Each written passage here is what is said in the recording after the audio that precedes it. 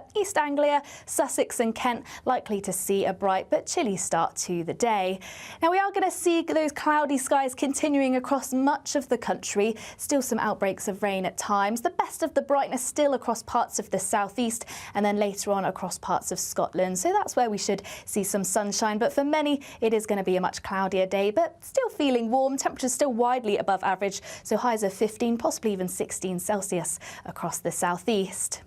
Then through onto Saturday, there'll be some cloud and some wet weather to start across Scotland, parts of the southwest. But through the course of the day, we'll see high pressure building back in. So once again, lots of dry weather around and lots of sunshine too. And temperatures still above average for the time of year, so still feeling pleasant. As we head into next week, more dry weather, more sunshine, but we'll see temperatures dip away. So some cold days and some cold nights ahead. There will be a light breeze in the morning, leading to a warm front. Boxed heat pumps, sponsors of weather on GB News. It's the final week to see how you could be one of 2 big winners in our latest giveaway, as we have 2 prize bundles that have to be won. There's 2 lots of a totally tax-free £10,000 in cash. You'll also receive a brand new iPhone 16, along with £500 in shopping vouchers to spend at your favourite store. Hurry, lines close on the 7th of March. For another chance to win, text cash to 63232. One entry costs £2 plus 1 standard network rate message, or text bonus to 63232. 5 entries cost £5 plus 1 standard network rate message. Go to gbnews.com/win. Entries start from just £2. Call 0903 681 3232. Calls cost £2 plus your network access charge, or post your name and number to GB11 PO Box 8690 Derby DE1 9TT. UK only. Entrants must be 18 or over. Lines close at 6 p.m. on the 7th of March. Please check the closing time if listening or watching on demand. Good luck.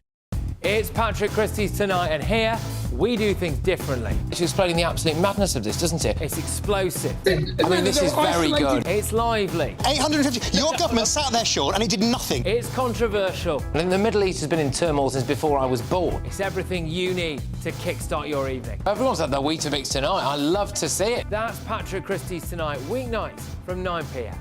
Only on GB News, the People's Channel, Britain's news channel.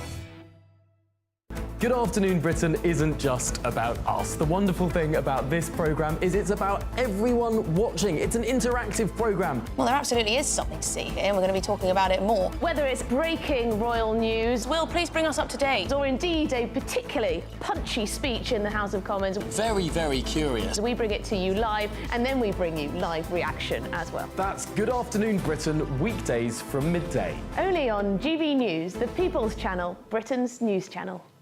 Hi, I'm Michelle Dewberry, and my show is your opportunity to cut through all the noise and dive in headfirst to some robust debates. Ideas clash. Situation, No, Because the failure is... You're deliberately avoiding my point. Nothing's held back. And if you think this is the end of it, wait for more. And we do not shy away from the difficult stuff. Sometimes I want to shake people and say, if only you understood. So join me on Jubes & Co. weeknights at 6 p.m, only on GB News, Britain's news channel. Join me, Camilla Tominey, for a frank and honest discussion with those in power that cuts through the spin and gets to the heart of the issues shaping our nation. You haven't confirmed that you want to stand as leader, but you haven't ruled it out either. This report basically says that he's not fit to stand trial. Is he indecisive? Incompetent? I deliver the dose of reality Westminster needs. That's the Camilla Tominey Show at 9:30 every Sunday on GB News, the People's Channel, Britain's news channel.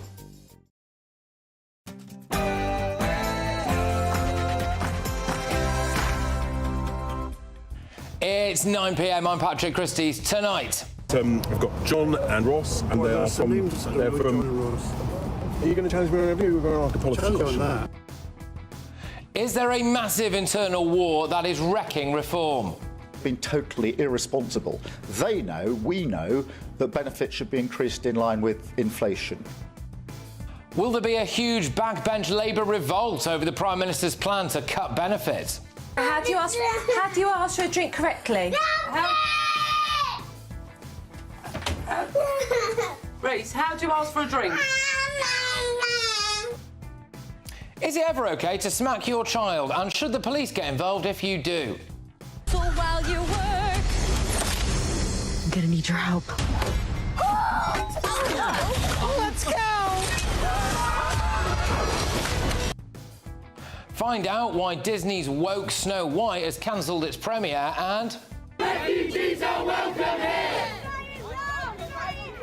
Refugees are welcome here! Refugees are welcome here! Well, an Afghan asylum seeker raped a 15-year-old girl, and we can't deport a murderous Albanian terrorist, just in case a rival gang in Albania attacks him. It's more migrant madness in Britain, and look out, everyone. Come on, mate. Oh, see that? He just bit the tongs. You know, I can actually feel that fang. Ugh. Europe's largest spider has arrived in Britain. But talking of creepy crawlies... And one of the dads said to me, he's like, you know, Megan, when you meet your person one day, I want him to say to you the same thing that I said to my wife when we got married, which is, I vow to always date my wife. Ugh. On my panel tonight is GB News presenter, former Tory MP Miriam Case, journalist and broadcaster Emma Trimble, and former Labour advisor Matthew Larser. And one shoplifter got a lot more than he bargained for. I'll reveal exactly what happened next very, very shortly. Get ready, Britain. Here we go.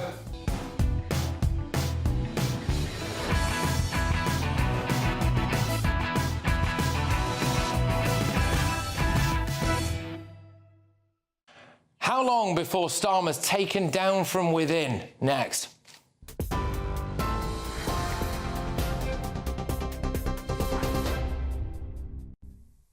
Good evening, I'm Katie Bowen with your latest headlines from the GB newsroom.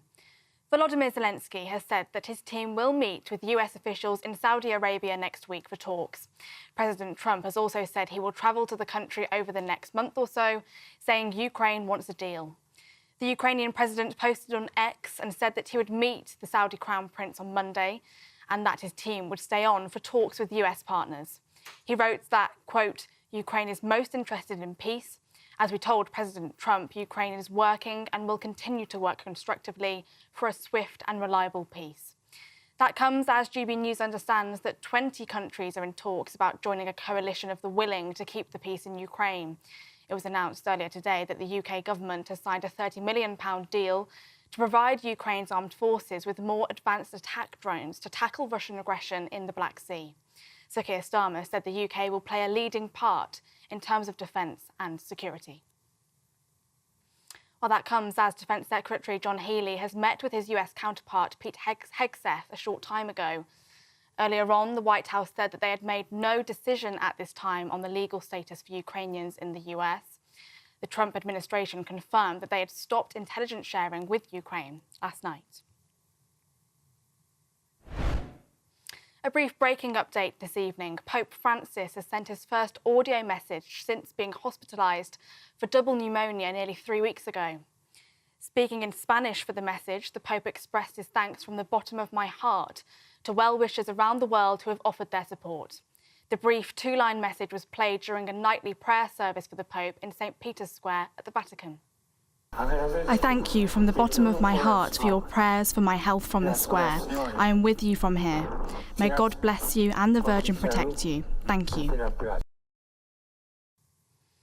And just briefly back to the US, President Donald Trump announced a short while ago this evening that Mexican and Canadian goods will be exempted from the 25% tariffs that he imposed earlier this week. That exemption will last for a month, and the president said steel and aluminium tariffs will not be modified. We'll bring you more on that story as we get it. Those are the latest GB News headlines. More from me in an hour. For the very latest GB News direct to your smartphone, sign up to News Alerts by scanning the QR code or go to gbnews.com/alerts.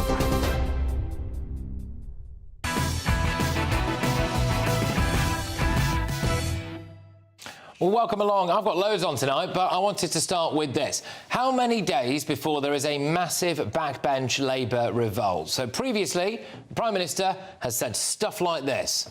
Been totally irresponsible. They know, we know, that benefits should be increased in line with inflation. Yeah, and then today it looks like the Chancellor, Rachel Reeves, is going to slash benefits.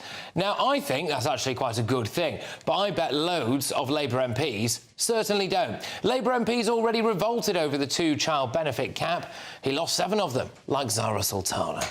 My constituency of Coventry South, 10,000 children live in poverty. That's 1 in 3 children. When I'm talking to parents and I'm talking to teachers, when I'm volunteering at the food bank, I am hearing these stories of kids who are going to sleep hungry at night. They are going to school learning on an empty stomach. They are returning to cold homes. They are missing out on experiences that every child should enjoy. So now, Starmer's going to ask Labour MPs to back the benefits cuts, is he? Today, 40 Labour MPs revolted over the farmers' death tax that Starmer and Reeves rolled out. Maybe they were sick of seeing stuff like this.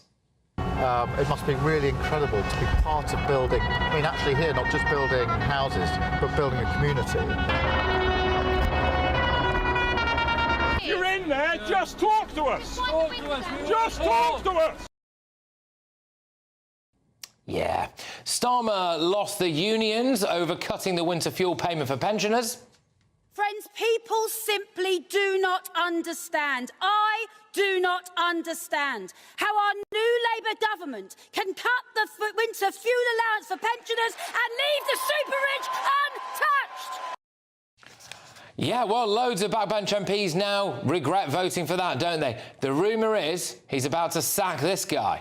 2008, Barack Obama has been elected President of the United States. Usain Bolt is breaking records at the Beijing Olympics, and Batman is dominating at the box office. And I'm the Energy Secretary. Yes, like Batman, I've returned. Not for long, mate, you're off. Anyway, he's going to row back on net zero, is he? Loads of Labour MPs supported Starmer's big green plans. That's why today I'm so proud to launch our Green Prosperity Plan, a plan that will turn the UK into a green growth superpower. And driving the plan forward is a goal that will put us ahead of any major economy in the world. 100% clean power by 2030. I'm Brian Badonde. Anyway, will they revolt over that? He's decided to slash foreign aid as well, despite saying this. Cut is wrong because investing in 0.7% in international aid is in Britain's national interest. This has been a cross-party position for 20 years. Successive prime ministers have kept to the commitment. Every living prime minister thinks this is wrong. There's only one prime minister who's prepared to do this, and he's sitting there. Oh, he's in office, he's done it, and of course he wants his MPs to back it now, doesn't he? Well, where does that leave this guy? Let me be clear. The UK will not forget Sudan. They forgot Sudan. And all the others who are obsessed with foreign aid, well, they're going to be screwed now, aren't they? They said that there wouldn't be a national inquiry into grooming gangs. Tom Crowther, KC, chair of the Telford inquiry, has agreed to work with the government to develop a new framework for victim-centred, locally led inquiries where they are needed, and as a first step, to work with Oldham Council and up to 4 other pilot areas. There we go. Then 4 Labour MPs revolted over that and said that they actually wanted a national inquiry. Look, you just look at all of that, all those little things that the Labour MPs have been revolting over, bit by bit by bit. And if the Chancellor goes ahead and slashes benefits by the billions, how long before those left-wing Labour lovies start a monumental backbench revolt? Let's get thoughts from my panel this evening. We've got GB News presenter, former Tory MP Miriam Case, journalist and broadcaster Emma Trimble, and ex-Labour Party advisor Matthew Larser. Look, Miriam, I mean, by the way, I'm banging favourite of us cutting the benefits from quite a few people, don't get me wrong. But my point is this, how long is it before Labour MPs start revolting, do you think? Well, I think a few may vote against, a few may even lose the whip, but I don't think Starmer's in any trouble at all. I mean, he's got a massive majority. He's got serious control over the party, a lot more so than Conservative whips ever had over Conservatives. And I think he'll be quite happy to make an example of 2 or 3 and frighten the rest into not revolting. And I think from the MP's point of view, yes, they will have campaigned on these policies and it'll be very embarrassing for them to vote against cutting benefits. But under threat of losing the whip, under threat of being deselected, under threat of all the other kind of things that the whips can do to you, knowing that you can't make a difference. That's the thing. If they had the numbers to defeat Starmer, then it might be worth it. But if they're going to cut benefits, the Conservatives will vote for that. 20, 30, 40, 50 Labour rebels is not going to make any difference. It's quite interesting, though, isn't it? Because what that appears to indicate is that those Labour MPs actually just don't have any principles.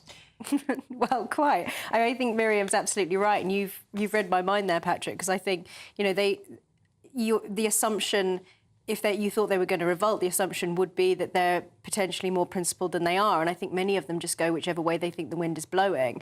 And in this case, the wind is blowing in the direction of practicality, because the reality is that in order for this Labour government to survive, if it, you know, is going to get the economy under some kind of control, if it's going to at least answer, even in a superficial way, to the electorate, that they are going to now have to put aside their sixth form politics and actually start to, you know, act where the rubber meets the road. And the reality is, I mean, we talk about U-turns, but it's more like they're stuck on the M25, just going round and round and round. So I think many of them are just along for the ride, and we'll just go with it. Well, I think it's coming, Matthew. You know, you look at all the different little bits, and today, 40 rural Labour MPs over the farmers. They decided to finally grow a bit of a spine and say something, didn't they? We had the winter fuel payments to the two-child benefit cap. Now, if she slashes benefits, even though a lot of people, by the way, think this is a good thing, those Labour MPs are going to have to look themselves in the mirror and look their constituents in the face, aren't they, and say, you voted for benefit cuts. It's like the least Labour thing ever. Well, I think it's... I mean, I think you need to look at what the so-called benefit cuts will be. So I don't think it's not slashing benefits in terms of the rate. So you saw the clip there from Keir where he was saying that benefits should rise in line with inflation. That will still happen. What it is it's tackling this worklessness crisis, which frankly has happened since the pandemic, where Britain now has... it's the only sort of major economy that has a lower percentage of people in work this far out of the end of the pandemic than it did before. Then there's this kind of sort of million people who've effectively got lost in the system, who've been signed off but may not be seriously, or nobody's going to be taking money away from seriously disabled people, etc., but who kind of at the moment are being written off, and we can't afford to write them off because it's bad for them, it's bad for the taxpayer, and it's bad for the economy. So that's what it's about. It's about getting people into work, and that's why Liz Kendall's going to have a plan. Yeah, I think also it depends where you are in the electoral cycle, right? So now we're at the very beginning of it. I think things would be very different if Labour MPs were being faced with potentially losing their seats over this, particularly with things like the farmers, but also with benefits as well. You know, those who are maybe in red wall seats, although those in red wall seats probably tend actually to be quite sound on things like benefits and don't want people to be scrounging, but would equally think that it was right for people who do need benefits in order to have some kind of safety net there. I mean, so some of the interesting things I think about this is the principles or lack thereof of actual cabinet ministers. So David Lammy not going over foreign aid by the looks of things, even though you would imagine he would have kicked up a massive stink about all of that. Saying lots of nice things about Donald Trump. Saying lots of nice things about Donald Trump. I thought you'd enjoy the sight of him squirming. On the other hand, we criticise people when they don't change their minds in response to new evidence. And, you know, you can say, well, all these Labour politicians were virtue signalling in the past, and yes, they probably were. But I'm much more relieved that actually when they're in government and they're seeing the reality, they are changing their minds. It'd be much worse if they weren't.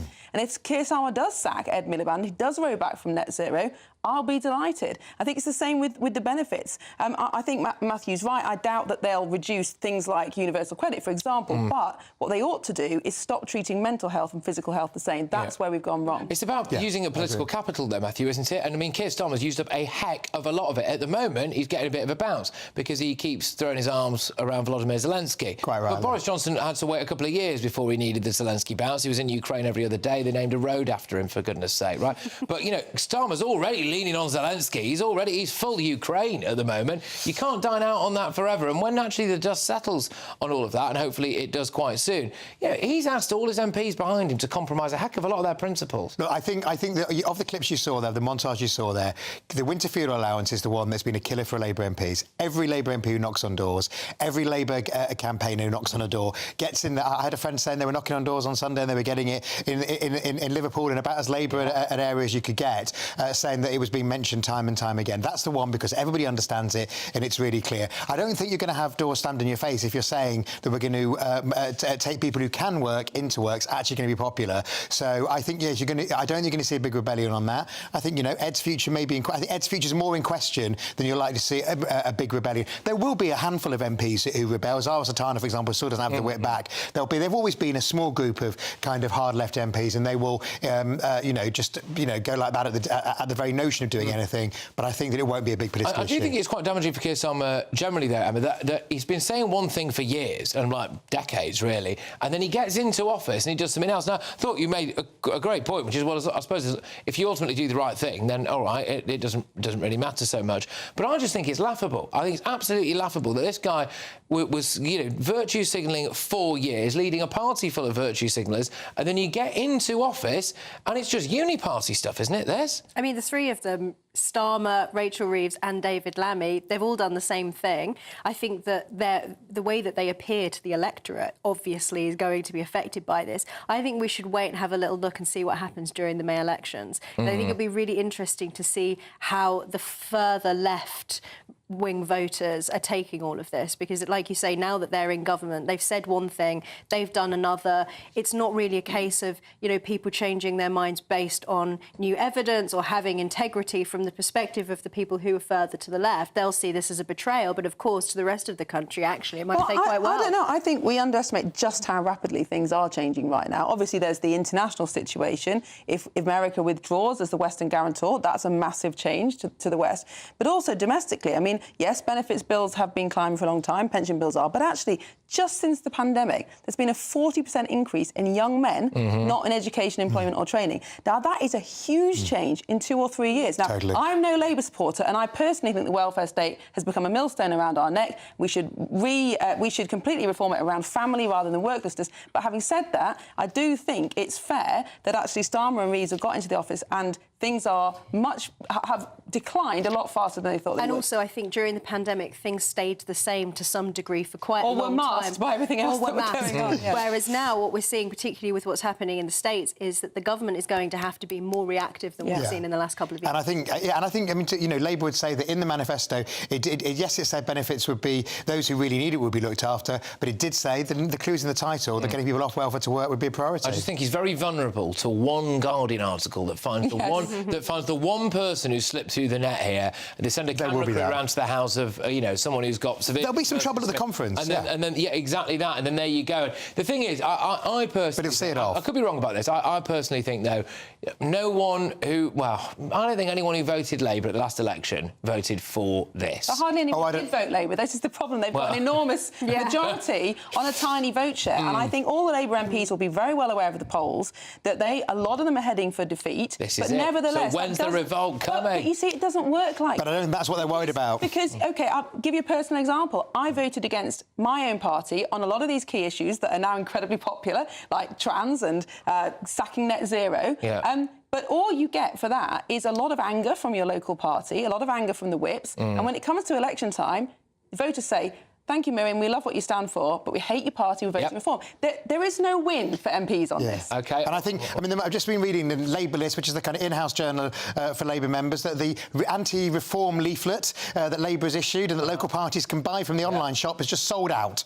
So they're more worried about reform than they are worried about the left in terms of the campaigners on the ground. Turns out some people do have a bit of money going around. So there we go. Right, OK, look, I've got loads coming your way. In fact, a couple of absolutely stonking stories for you. But just before I get to what those are, it is the final week to see how you could win 2 amazing prize bundles. Each one has a brand new iPhone 16, 500 quid in shopping vouchers, and the good stuff, which is 10 grand in cold, hard, tax-free cash. Here's how you can win.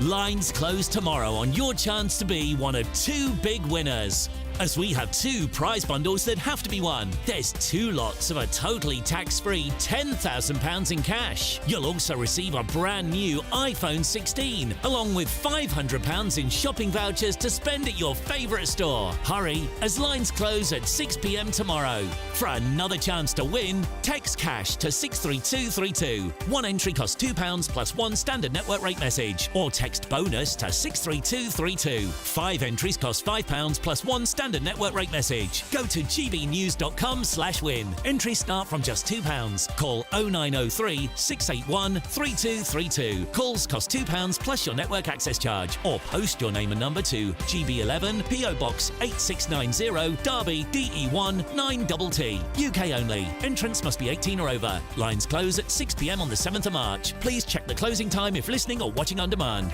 Good luck.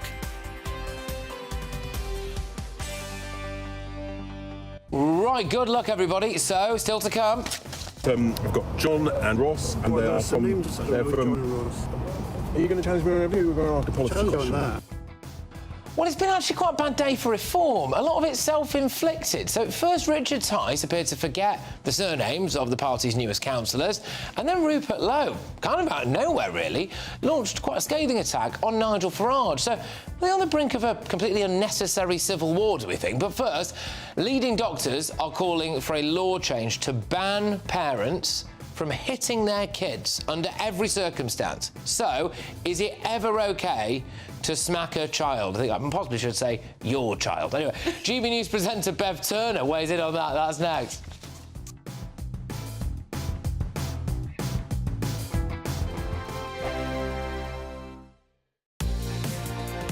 Mornings don't have to be tiresome, especially if you have the right company. Wake up to news as it happens, opinion and debate, and of course, a little bit of entertainment too. Because when the kettle's on, we're on.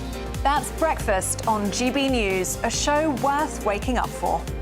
Every morning from 6 a.m. Only on the People's Channel, Britain's news channel. We'll spread the news, you spread the word. This is Britain's Newsroom, where your voice matters. It's just astonishing. With expert analysis and honest opinion, we don't just keep you informed. We bring you unique perspectives you won't see anywhere else. Can't argue with any of that. When the news happens, it happens here. On Britain's Newsroom, weekdays from 9:30 a.m. Only on GB News. Good afternoon, Britain. Good afternoon, Britain. Join us, Tom and Emily, To find out what's happening in the heart of Westminster. and why it matters to you. Weekdays from midday, we bring you the most compelling stories from across the United Kingdom. And from your doorstep to our inbox. That's right, we want to hear from you. GB News, Britain's news channel. GB News Breakfast. Every day from 6 a.m. Well, this is Chris. This is Biggins. the Botticelli's Venus. Well, right? this gets me incensed. This is unbelievable. Right. Woke union chiefs. But there we are. There's the famous have painting. said that this must be taken down. The birth of Venus. This must not be watched. You mustn't look at this. And there's a trigger warning. Trigger warning. As well, right? Yes. And I don't know who's put the trigger warning on this. Is it the museum where it's held, or some union chiefs? Oh, right. Woke union chiefs. I mean, this is so. just... What is the offence now with that? What? You can see her belly button. Oh. And a little bit of her titties. I mean, it's a beautiful painting. Yeah, the trigger warning is that this painting may involve nudity. Well, it is a Botticelli, it is Venus. Yeah. I mean, it's going to involve nudity. And there are lots of wonderful paintings that involve nudity. You can't suddenly say now, in 25, you can't look at these. You'd have to shut down every art gallery in the world. Absolutely. I mean, you know, it would be ridiculous. We are living in 1984 now, aren't we? I mean, not literally the year, but the whole censorship thing. It's like groupthink, you must do this, you must do that. You can't have independent thought. Yeah. You can't look at works of art in case you start thinking the wrong way. It's just like newsflash, classical paintings will probably have nudity in them. Yes. You're right. Angling, and And compared to what you can see on Instagram. Well, yes. GB News, the People's Channel. We're proud to be GB News, the People's Channel. And as you know, we always love to hear your views. Now, there's a new way of getting in touch with us at gbnews.com/yoursay. By commenting, you can be part of a live conversation and join our GB News community. You can even talk to me, Bev Turner, or any of the members of the GB News family. Join me, Nana Akwe, for an informative, interactive news programme with a difference. It's fun. No, he didn't say that, Dave. I'm so surprised. I think there's an element of truth to that. Join me from 3 p.m. every weekend, only on GB News, Britain's news channel.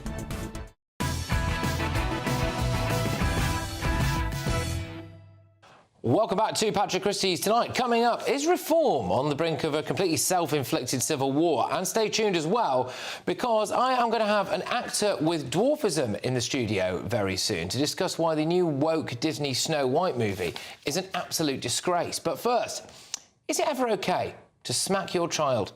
Time now for the head-to-head. Leading doctors have called for a total ban on smacking kids amid claims that it puts children at risk of really significant harm. Although it is currently unlawful to hit your child, there is an exception for where it is reasonable punishment, and this is judged on a case-by-case basis. Now, the Royal College of Paediatrics and Child Mental Health is calling on MPs to back an amendment to the Children's Wellbeing Schools Bill, which would remove the reasonable punishment defence from law. But, speaking previously, the Health Secretary, Wes Streeting, didn't seem to have a problem with, essentially, occasionally smacking your child. Well, speaking from experience, and not as a parent smacking their child, but as a child who was smacked by their parents from time to time, I don't think it did me any harm, and I don't think my parents were bad or immoral parents for giving me the odd slap from time to time.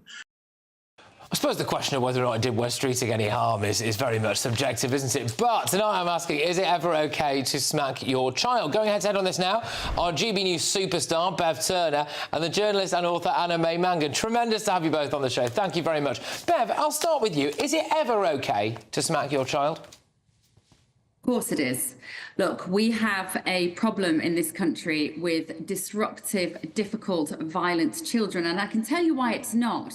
It's not because too many parents are smacking their children. That is not the reason. We've never had more confused parents who don't know what they are and are not allowed to do. And part of that is because we have so much gentle parenting advice on the internet. Catherine Burble-Singh, Britain's strictest head, was also talking about that this week, that she was saying there is so much disempowering information, a very modern way of parenting, that your child should always be listened to, they always have rights, they always should have their feelings respected and been given choices. What's gone wrong in society, Patrick, I think, I've seen it repeatedly.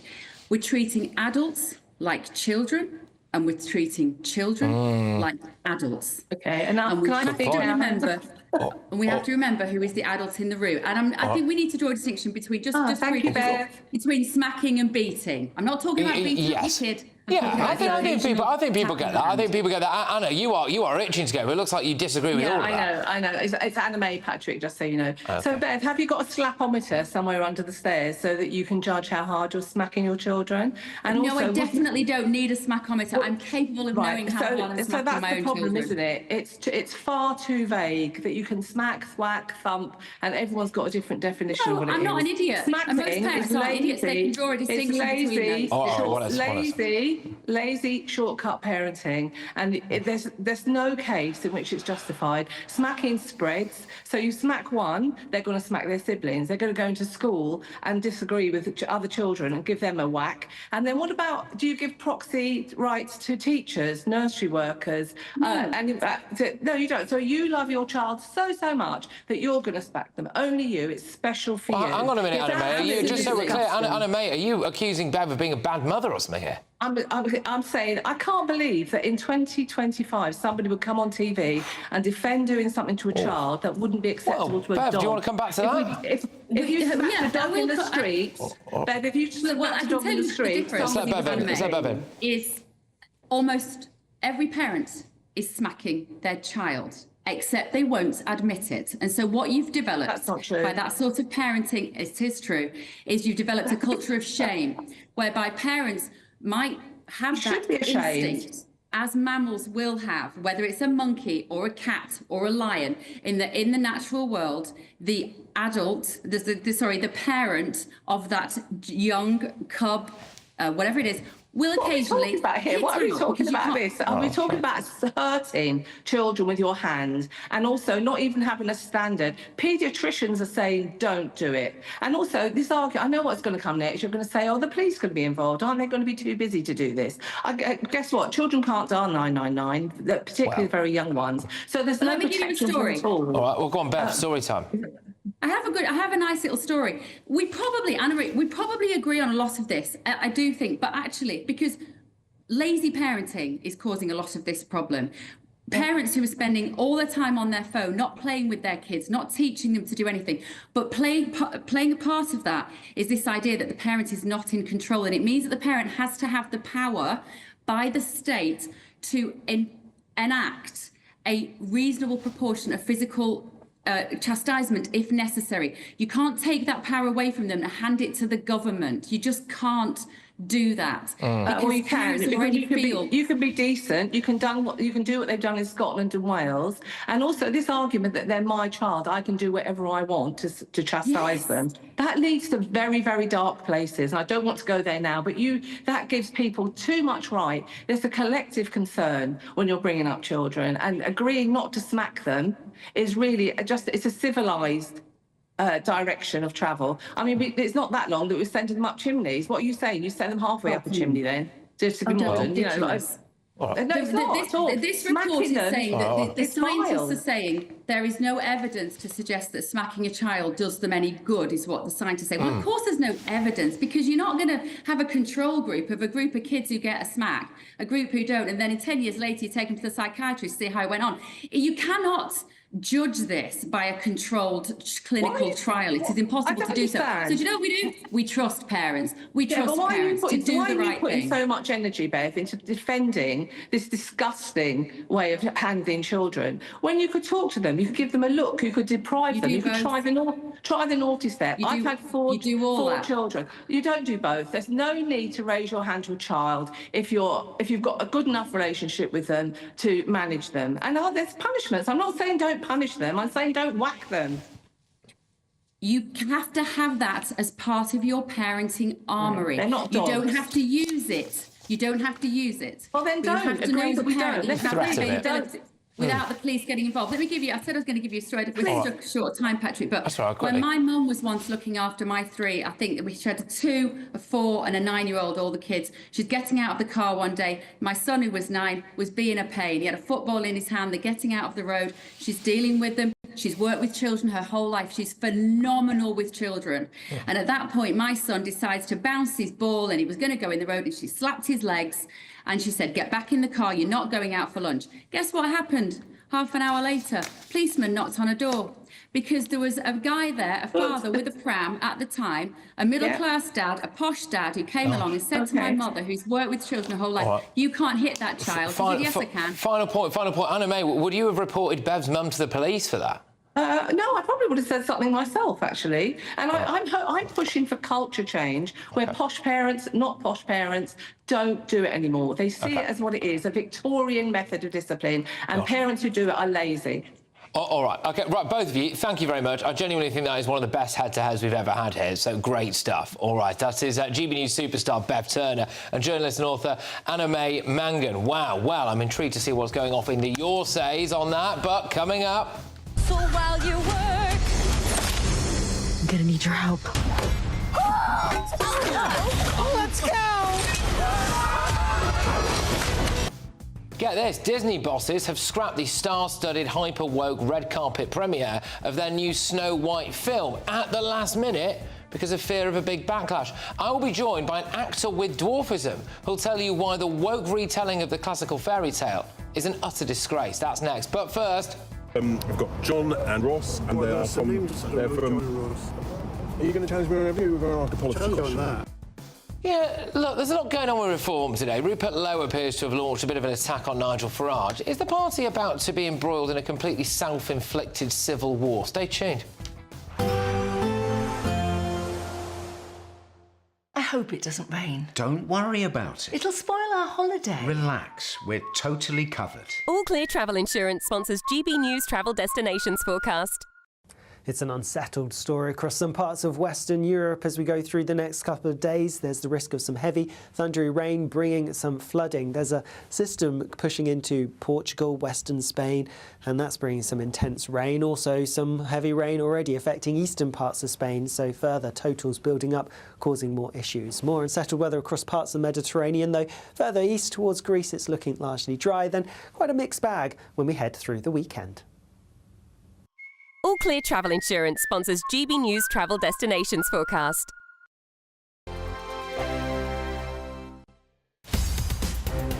In the GB newsroom, we bring you the news as it happens. With our team of dedicated journalists across the UK, we're ready to keep you up to date with what's happening every half an hour, every single day. Bulletins here on GB News, the People's Channel, Britain's news channel. This is GB News, Britain's news channel. I developed achalasia when I was 17, but achalasia can impact people of all ages. So what I experienced when I first developed achalasia was essentially when I was eating, food was getting stuck here, so in my esophagus, and it just really wouldn't go down. So you know when you're eating a piece of bread, a big piece of bread really fast, and it kind of gets stuck and you need water. That was my first symptom. And that was happening every now and again when I was eating, but then it started happening every time I was swallowing. So that made eating incredibly difficult and painful. And I used to have to drink, well, I still do drink a lot of water whilst I'm eating, but I was really having to gulp loads of water in it. It was really painful at every gulp. And that led to quite a lot of weight loss. So a lot of people with achalasia, because of the difficulties they experience in swallowing, they lose weight because either they avoid food or they're regurgitating food as well, so they have to kind of get it out, and so it can be really unpleasant. Obviously, you experience a lot of pain, and it impacts on every part of your social life as well, and on your general life. People end up being malnourished, losing loads of weight, and that impacts on your everyday life and work life as well. And then people, unfortunately, also, you know, get very fatigued, experience anxiety and depression as well. So those are the impacts of achalasia. What are the treatments? What can people do if they're suffering with this condition? What can they do? So, I mean, obviously the first step is to get a diagnosis, and that's already quite difficult because there's low awareness of achalasia, even amongst the medical community. Getting a diagnosis can be complicated and can take quite a long time, and people can get misdiagnosed. In terms of treatment, so there is no cure. GB News, the People's Channel. Good Afternoon Britain isn't just about us. The wonderful thing about this programme is it's about everyone watching. It's an interactive programme. Well, there absolutely is something to see here, and we're going to be talking about it more. Whether it's breaking royal news, Will, please bring us up to date. or indeed a particularly punchy speech in the House of Commons, Very, very curious. we bring it to you live, and then we bring you live reaction as well. That's Good Afternoon Britain, weekdays from midday. Only on GB News, the People's Channel, Britain's news channel. Join me, Nana Akwe, for an informative, interactive news programme with a difference. It's fun. No, he didn't say that, Dave. I'm so surprised. I think there's an element of truth to that. Join me from 3 p.m. every weekend, only on GB News, Britain's news channel. In the GB newsroom, we bring you the news as it happens. With our team of dedicated journalists across the UK, we're ready to keep you up to date with what's happening every half an hour, every single day. Bulletins here on GB News, the People's Channel, Britain's news channel.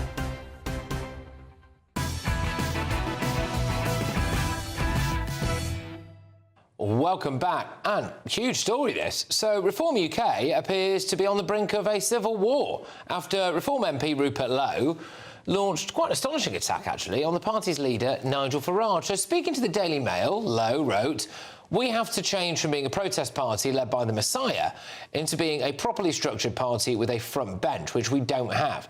We have to start behaving as if we are leading and not merely protesting. Nigel is a messianic figure who is at the core of everything, but he has to learn to delegate, as not everything can go through one person. I'm not going to be by Nigel's side at the next election unless we have a proper plan to change the way we govern from top to bottom. We can't raise the hopes of people who are so frustrated with the way we are governed and then flunk it." Right, well, and yet more bad news for the Reform UK leader. The Prime Minister has overtaken Farage in the personal popularity polls, although, to be fair, you know, nipping off and being seen with Zelensky does appear to do that quite often. But anyway, and top it all off, Deputy Leader Richard Tice did, it seems, forget the surnames of a couple of Reform's newest councillors. I've got John and Ross, and they're from. Are you going to challenge me on review? We're going to ask a policy question. I'm answering policy questions. What are the names? I'm asking policy questions about how we make people better off. Question. Good. My choice of question to you is what and the John and Ross. What councillors are the John and Ross. What councillors are the film? Next question. You cannot tell me who your council defenders are today. Why not? Do you know anything about Scottish politics? You can't even name your own members. Yeah. Anyway, I'm joined now by Reform UK spokesperson Anne Widdecombe. Right, let's start, Anne, please, with the supposed civil war between Rupert and Nigel. What's going on there? Well, first of all, there's no civil war, and there really isn't. You heard Nigel say that he hoped that Rupert, would be on the reform benches after the next election. There's no civil war. What there is a party emerging from being what I think Rupert does describe as a party on a mission, a party that was protesting about the things that were going on, to a party that's now actually preparing for government. The two things are different, and I don't think anybody, including from Nigel downwards, nobody's going to dispute that. The two are different, and we're merging from one to the other. We've set up over 400 branches now, where membership's going up every day, as everybody knows, and we've opened all that up to checking. And we are marching forward. But now what we've got to do is not merely say what is wrong. We've got to put forward policies as to what's right. We will need a front bench, but for the moment, for heaven's sake, we've only got 5 MPs. We need all these things. Now, only a short while ago, we had somebody else saying, oh, well, they must democratise the party and they must get rid of the shareholders and they must be a normal political party. Dash it, we've done that. But Rupert Lowe has said it's too early to know whether Nigel will deliver the goods. It's not a resounding endorsement, eh? Well, the fact is that we will deliver the goods. I believe Nigel will deliver the goods. I don't believe that this sort of public comment is helpful. But on the other hand, what we've got there is 5 MPs who've never been in Parliament before. And we do need to organise things slightly differently. But we're still going to win. It's a shame that Rupert said it, isn't it? I mean, Rupert's a friend of the channel. He's a very popular figure. Nigel's obviously a very, very good friend of the channel, a friend of me. But, if I was Nigel, I think I'd probably be quite angry with Rupert for saying this. Why has he done it? Well, if he is angry, that I'm sure will be resolved between, closed doors. And that is how all these things should be resolved. OK, all right. What do you make of the fact that Richard Tice did appear to forget the names of a couple of Reform's newest councillors? I can see you chuckling away a bit there. Do you think I've never done that? Do you think Prime Ministers have never done that? Yeah. Do you think archbishops have forgotten the name of their vicars occasionally? It happens, and I really can't attach any great importance to it. And frankly, I think any normal person watching it will say, oh, I did something like that once. I must say, I did. Look, it's obviously a blunder, right? But I did feel for him because you can see that moment setting in where he's like, I have forgotten their surnames, And then the guy gets hold of him and you think, oh, there's no way out. There isn't any way out once you do that. But as somebody who is awful with names... Go on. The way out was to turn round and answer another question. Richard was remarkably polite, letting him just persist.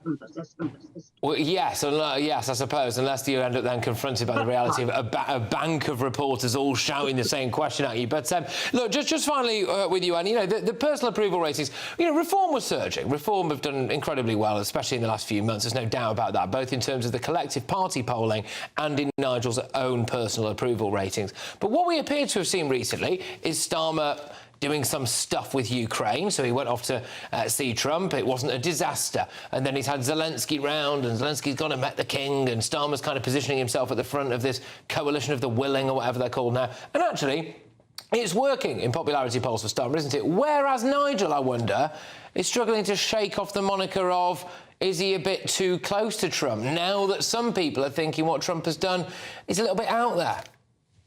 Well, he said very clearly to Trump, said very publicly, no, Zelensky is not a dictator. I mean, he will contradict Trump when he thinks he's got it wrong. He said that it was wrong to, on Vance's part, to belittle our own forces. He said that very clearly. He said wrong.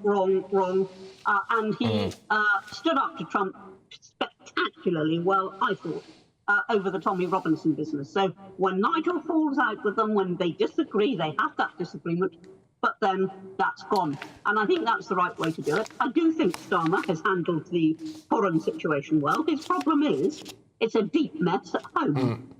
No, you're right. And there's only, look, I made a joke earlier on about, you know, when Boris was nipping off to Kiev every other week, at least he'd had a couple of years as Prime Minister when that happened. Keir Starmer's leaning on that quite early doors, isn't he? But Anne, thank you very, very much. Tremendous to have you on the show, as ever. Anne Widdecombe, their Reform UK spokesperson. Well, what do you make of that, about this supposed civil war that apparently doesn't exist? It doesn't exist. Anyway, coming up at 10 p.m, a vile Afghan asylum seeker has been found guilty of raping a 15-year-old girl. But should he have ever been in the UK? And actually, is there any chance that we can deport him? First, one of the UK's leading psychiatrists is now calling on the government to block plans for a new puberty blocker trial. Look, this broke shortly before we came on air. If you've missed this, I don't blame you, because it is very much fresh news. There is a new puberty blocker scandal, and we're going to be talking about that shortly. Exciting news. Every Friday, my Patrick Christys Tonight Show is going to have a twist to it. We're welcoming some special guests. You. That's right, on Fridays I'm going to be doing my show in front of a live studio audience, because this show is about you and what you have to say. It's going to be the same big debates, same big topics, same big opinions. But every Friday night at 9 p.m, you are invited to come on down to Patrick Christys Tonight to be a part of the action. Only on GB News, the People's Channel, Britain's news channel. Hello there, good evening. Welcome to your GB News weather update from the Met Office. As we head into tomorrow, I'm afraid to say there is going to be less sunshine around, more cloudy skies, also some showers at times, but still remaining rather warm for the time of year. And it's all because we have low pressure moving in from the Atlantic, dragging in some frontal systems, so some more cloud and some outbreaks of rain. And we'll see that change as we head through into this evening. So much of northern England, parts of Wales and the southwest will see quite a lot of low cloud, so some murky conditions at times, some outbreaks of rain, but still staying relatively clear across parts of the southeast and then later on across parts of Scotland and Northern Ireland. So turning a little bit chillier here with some patchy frost, but most towns and cities seeing a milder night if you compare it to recent nights. Then across Scotland, first thing, there's going to be a few clearer skies, still feeling chilly, largely dry, though we can't rule out a few showers just skirting the far north. And similar across Northern Ireland, brighter, perhaps with a bit more cloud across eastern areas. But for northern parts of England, parts of Wales and also the southwest, a lot of low clouds, so a murky start and quite damp at times with some outbreaks of rain. But East Anglia, Sussex and Kent likely to see a bright but chilly start to the day. Now we are going to see those cloudy skies continuing across much of the country, still some outbreaks of rain at times. The best of the brightness still across parts of the southeast and then later on across parts of Scotland. So that's where we should see some sunshine, but for many it is going to be a much cloudier day, but still feeling warm. Temperatures still widely above average, so highs of 15, possibly even 16 Celsius across the southeast. Then through onto Saturday, there'll be some cloud and some wet weather to start across Scotland, parts of the southwest. But through the course of the day, we'll see high pressure building back in. So once again, lots of dry weather around and lots of sunshine too. And temperatures still above average for the time of year, so still feeling pleasant. As we head into next week, more dry weather, more sunshine, but we'll see temperatures dip away. So some cold days and some cold nights ahead. Hi, I'm Michelle Dewberry and my show is your opportunity to cut through all the noise and dive in headfirst to some robust debates. Ideas clash. Situation, isn't it? Because the failure is... You're deliberately avoiding my point. Nothing's held back. And if you think this is the end of it, wait for more. And we do not shy away from the difficult stuff. Sometimes I want to shake people and say, if only you understood. So join me on Dubes & Co weeknights at 6 p.m, only on GB News, Britain's news channel. Good Afternoon Britain isn't just about us. The wonderful thing about this programme is it's about everyone watching. It's an interactive programme. Well, there absolutely is something to see here, and we're going to be talking about it more. Whether it's breaking royal news, Will, please bring us up to date. or indeed a particularly punchy speech in the House of Commons. Very, very curious. We bring it to you live, and then we bring you live reaction as well. That's Good Afternoon Britain, weekdays from midday. Only on GB News, the People's Channel, Britain's news channel. Welcome back to Patrick Christys tonight. Well, I've got loads more coming your way, but breaking news tonight. One of the UK's leading psychiatrists is calling on the government to stop their plans for an £11 million puberty blockers trial for gender-distressed children. Now, plans for a trial were announced last year following the publication of the CAS review into gender identity services, which concluded that vulnerable young children were given harmful puberty blockers based on weak evidence.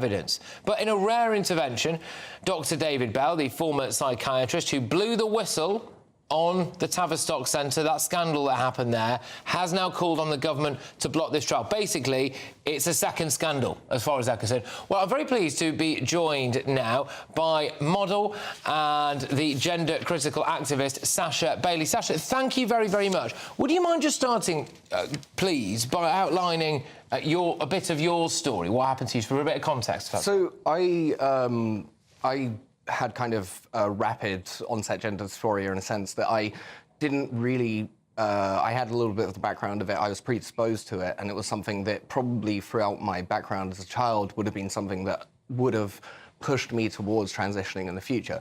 But due to the kind of circumstances I was in, I ended up pushing myself towards it. And I think that that's something we can see a lot with young men today, is that the outside circumstances and the extenuating circumstances in the world may push them towards wanting to transition, especially for gender-confused kids. And you got right to the brink, didn't you? Yeah, I was prescribed HRT in Japan, and within 10 minutes, actually. And I was very close to smacking the magical patches on and becoming a lady, as they say. Right. But I decided not to, due to kind of having time to think about it, meeting people in my personal life, and also just being able to laugh at what I was doing, because the absurdity of wanting to do this and losing the ability to have children forever when I was, only 28 years old is crazy. And there's a lot of people right now making that decision when they're young through HRT or through puberty blockers. Well, let's talk about it. So you were 28 when you had that experience, and you came back from the brink there, and life's very different now for you.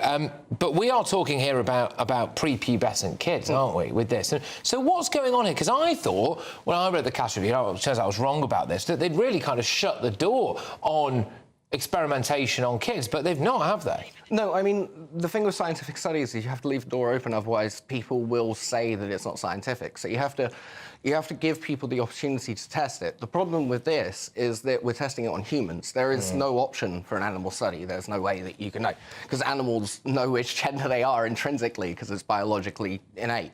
But with this, we have to test and see whether it will work in theory. But the problem with that is we're ruining people's lives forever at the cost. I mean, you think, ultimately, that this will ruin children's lives? I think that there is no way that someone this age can be making that decision.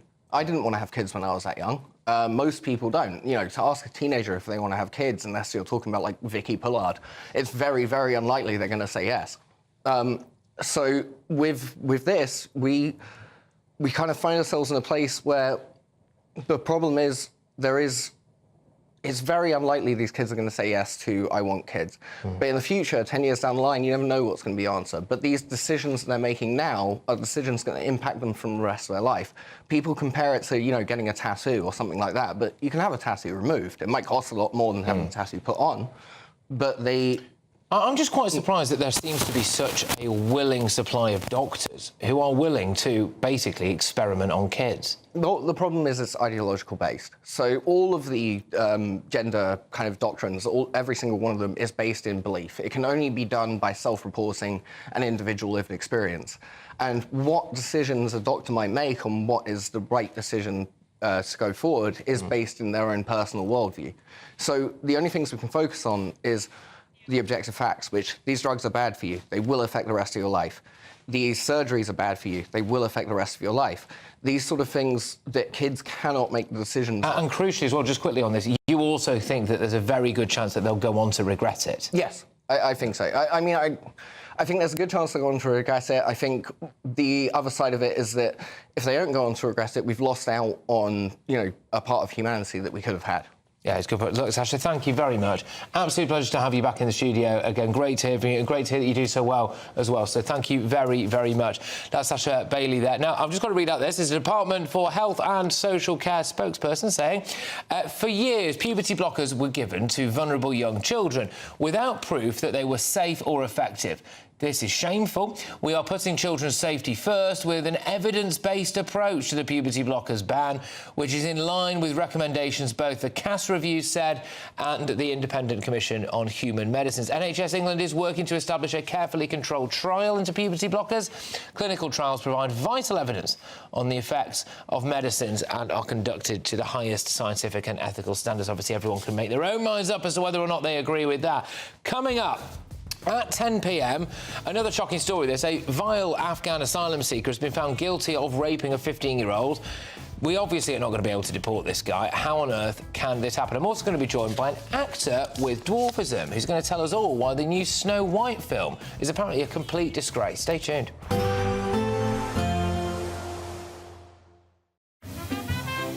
Heavy showers first thing will be followed by a warm, cosy day. Boxed boilers, sponsors of weather on GB News. Hello there, good evening. Welcome to your GB News weather update from the Met Office. As we head into tomorrow, I'm afraid to say there is going to be less sunshine around, more cloudy skies, also some showers at times, but still remaining rather warm for the time of year. And it's all because we have low pressure moving in from the Atlantic, dragging in some frontal systems, so some more cloud and some outbreaks of rain. And we'll see that change as we head through into this evening. So much of northern England, parts of Wales and the southwest will see quite a lot of low cloud, so some murky conditions at times, some outbreaks of rain, but still staying relatively clear across parts of the southeast and then later on across parts of Scotland and Northern Ireland. So turning a little bit chillier here with some patchy frost, but most towns and cities seeing a milder night if you compare it to recent nights. Then across Scotland, first thing, there's going to be a few clearer skies, still feeling chilly, largely dry, though we can't rule out a few showers just skirting the far north. And similar across Northern Ireland, brighter, perhaps with a bit more cloud across eastern areas. But for northern parts of England, parts of Wales and also the southwest, a lot of low clouds, so a murky start and quite damp at times with some outbreaks of rain. But East Anglia, Sussex and Kent likely to see a bright but chilly start to the day. Now we are going to see those cloudy skies continuing across much of the country. Still some outbreaks of rain at times. The best of the brightness still across parts of the southeast and then later on across parts of Scotland. So that's where we should see some sunshine. But for many, it is going to be a much cloudier day, but still feeling warm. Temperatures still widely above average, so highs of 15, possibly even 16 Celsius across the southeast. Then through on to Saturday, there'll be some cloud and some wet weather to start across Scotland, parts of the southwest. But through the course of the day, we'll see high pressure building back in. So once again, lots of dry weather around and lots of sunshine too. And temperatures still above average for the time of year, so still feeling pleasant. As we head into next week, more dry weather, more sunshine, but we'll see temperatures dip away. So some cold days and some cold nights ahead. Expect a warm front, moving from the kitchen right through to the rest of the house. Boxed boilers, sponsors of weather on GB News. It's the final week to see how you could be one of two big winners in our latest giveaway, as we have two prize bundles that have to be won. There's 2 lots of a totally tax-free £10,000 in cash. You'll also receive a brand new iPhone 16, along with £500 in shopping vouchers to spend at your favourite store. Hurry, lines close on the 7th of March. For another chance to win, text cash to 63232. One entry costs £2 plus 1 standard network rate message, or text bonus to 63232. 5 entries cost £5 plus 1 standard network rate message. Go to gbnews.com/win. Entries start from just £2. Call 0903 681 3232. Calls cost £2 plus your network access charge, or post your name and number to GB11 PO Box 8690 Derby DE1 9TT. UK only. Entrants must be 18 or over. Lines close at 6 p.m. on the 7th of March. Please check the closing time if listening or watching on demand. Good luck. Join me, Nana Akwe, for an informative, interactive news programme with a difference. It's fun. No, he didn't say that, Dave. I'm so surprised. I think there's an element of truth to that. Join me from 3 p.m. every weekend, only on GB News, Britain's news channel. We're proud to be GB News, the People's Channel. And as you know, we always love to hear your views. Now, there's a new way of getting in touch with us at gbnews.com/yoursay. By commenting, you can be part of a live conversation and join our GB News community. You can even talk to me, Bev Turner, or any of the members of the GB News family. I'm Christopher Hope. From pop stars to politicians, I'll interview anybody in a pub who's got a political opinion. Join me every Friday on Spotify, Apple Podcasts, YouTube or gbnews.com, or wherever you get your podcasts. This is GB News, the People's Channel.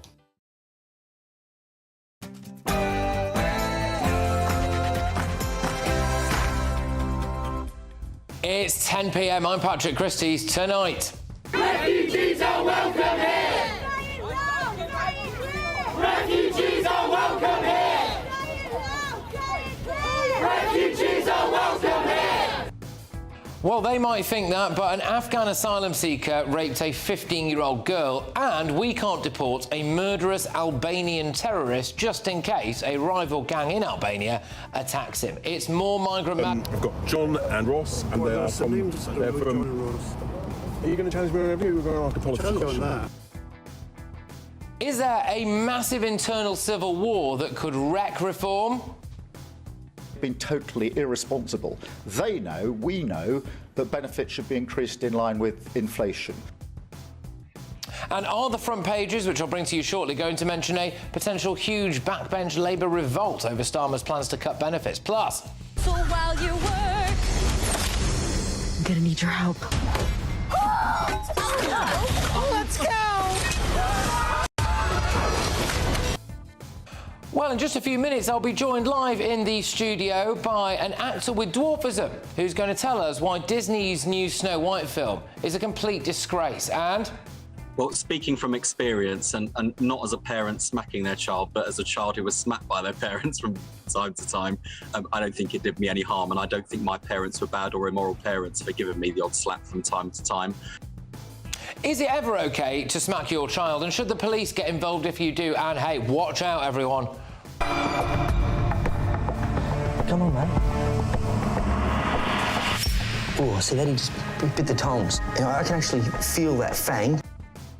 I regret to inform you that Europe's largest spider has arrived in Britain. But hey, talking of things that give you the creeps. And one of the dads said to me, he's like, you know, Megan, when you meet your person one day, I want him to say to you the same thing that I said to my wife when we got married, which is, I vow to always date my wife.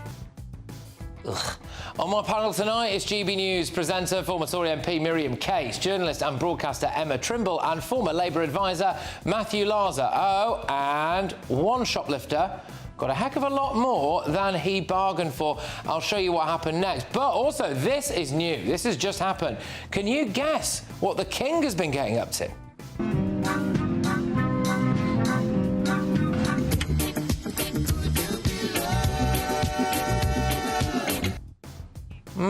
Get ready, Britain. Here we go.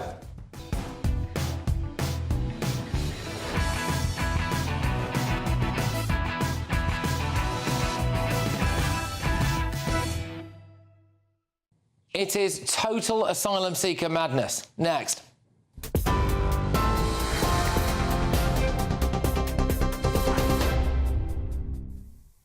Good evening, I'm Katie Bowen with your latest headlines from the GB Newsroom.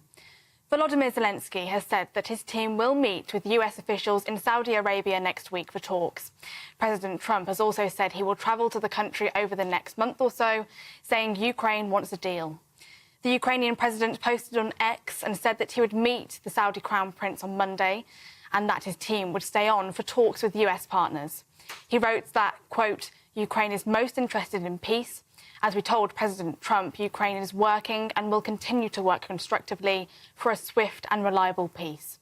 That comes as GB News understands that 20 countries are in talks about joining a coalition of the willing to keep the peace in Ukraine.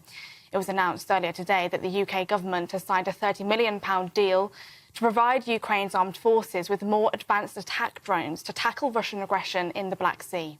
Sir Keir Starmer said the UK will play a leading part in terms of defence and security.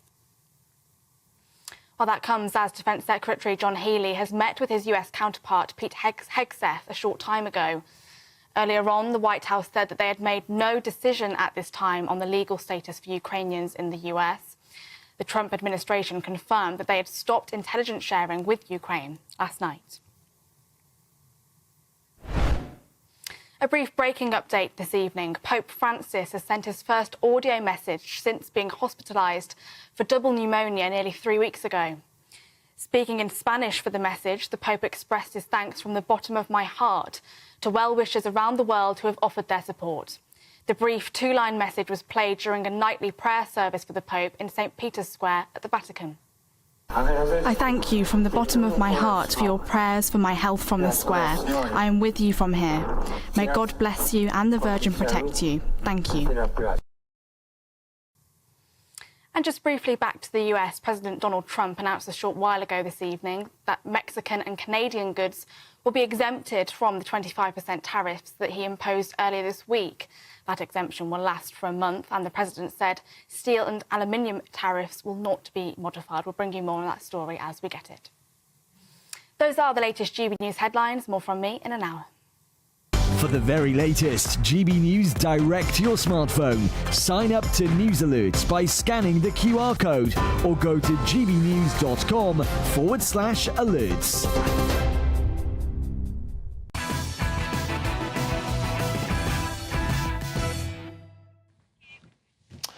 How many young girls have to be raped by asylum seekers before we say enough is enough? An Afghan man called Sadek Nikzad raped a 15-year-old schoolgirl in Falkirk. He spotted her on her own and attacked her behind the back of a pub. We don't have a returns agreement with Afghanistan, so when he served his sentence, will we be able to deport him? Well, the court heard that he expects to be given the boot at the end of his sentence, but under the ECHR, I suspect not. This crime was totally avoidable. Why was this monster even in the country? Why was he even here? A girl did not have to get raped. We'll add that to the catalogue of sex offences committed by some asylum seekers and illegal immigrants. But it gets worse. An Albanian terrorist and cop killer called Maxim Sela can't be deported in case rival gangs attack him back in Albania. He served half a 25-year sentence in Albania for killing a police officer and plotting to bomb a football stadium before arriving in the UK. He is thought to have arrived by plane from Spain using a fake passport and applied to stay on both asylum and European human rights grounds. And yet again, there was a crazy decision in the courts. The only reason we know about this bloke is because the Sun newspaper spent the best part of 2 years fighting an anonymity order awarded by the judge to protect that terrorist and murderer's human rights. Anyway, can you guess where he is now? Anyone? Well, he's said to have been released on bail while he fights his deportation case. So he's been bailed. An illegal migrant, a bloke who tried to blow somewhere up, a man who killed a police officer, a dangerous man with nothing to lose has just been released back out onto the streets. If he attacked someone, that would be another avoidable crime, I think, wouldn't it? The government is fighting that decision, with Number 10 calling it an error of law. How many times have we heard that? And that foreign nationals who commit crimes will be deported at the earliest opportunity, presumably, though, unless they appeal to the ECHR. But then there's the Polish drug dealer who can't be deported because he claimed he couldn't speak Polish. Do you know what the Polish word for cocaine is? Cocaina. So I think he'd have picked up the language pretty quickly, don't you? If he breaks the law again, is that not another avoidable crime? Now, when I see people like this... Refugees are welcome here! Refugees are welcome here! I just think, idiots. Then I hear this from Labour's Attorney General. Now, I'm proud to say that since taking office, this new United Kingdom government has taken steps to uphold our obligations and the international rules-based system.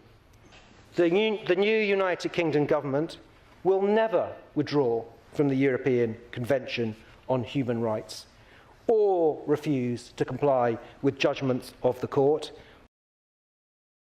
And again, I think, Idiot. When I hear former Prime Minister Rishi Sunak say stuff like this... If I was forced to choose between staying in the ECHR or being able to properly secure our borders, our security, and tackle illegal migration, then I would choose the latter. And actually, you know, my time in the job, I probably came to the conclusion that I think that the ECHR, the court, it's taken on new powers, there's been mission creep, and my reflection on it is it probably needs to, it does need to reform, or we should leave. Can you guess what I think? Idiot. Why didn't you do something about it then? Why didn't you do anything about it? How many people in Britain have to be the victims of horrific crimes committed by people who shouldn't even be here before politicians and judges start putting British people first? Let's get thoughts from my panel. We have got GB News superstar, former Tory MP Miriam Kate. We've also got broadcaster and another GB News superstar, actually, Emma Trimble. And then we've got ex-Labour Party advisor Matthew Larser as well. Am I not a GB News superstar as well? You can be if you want. You can identify as whatever you like. It might get me cancelled by the comrades. Oh, I see. Right, fine, fair enough. Miriam, I'll start with you. I mean, look, OK, it's just, you know, very serious switch up here now. But, you know, this 15-year-old girl, all right, that was a totally avoidable crime. There's no reason for this guy to be here, was there? How many women and girls have to suffer? Well, I mean, we've seen so much of it, haven't we? A lot of these cases have been exposed, particularly in the Telegraph. We were just talking about it in the break. Also, of course, the rape gang scandal that this channel particularly has highlighted. And, you know, I think it is shocking, it's disgusting. I mean, women feel less safe. I have a teenage daughter. I'm far more concerned for her safety than I was when I was her age in the 1990s. And I think part of it, of course, is unvetted immigration.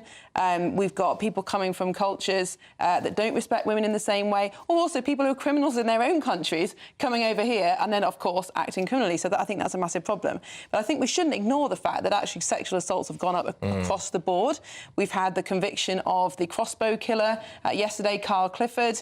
He watched pornography and Andrew Tate while planning his murder of those women. The man who murdered Sarah Everard, he was addicted to hardcore pornography. We've had an 81% increase of child-on-child sexual assaults in schools in the last few years. So, yes, this is a problem about immigration, but it's also a general problem about increasing sexual assault across society. I think, Emma, as well, one of the big things is this guy serves his sentence, the Afghan individual there.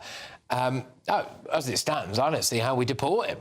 Yeah, I mean, as I was just saying to Miriam in the break, I keep a list on my phone of the most ridiculous failed deportations, including the guy who couldn't be deported because his son didn't like foreign chicken nuggets, the paedophile who couldn't be deported because he had 2 toddlers and it would interfere with his right to a family life, even though he's obviously not allowed to live with them because he's a paedophile.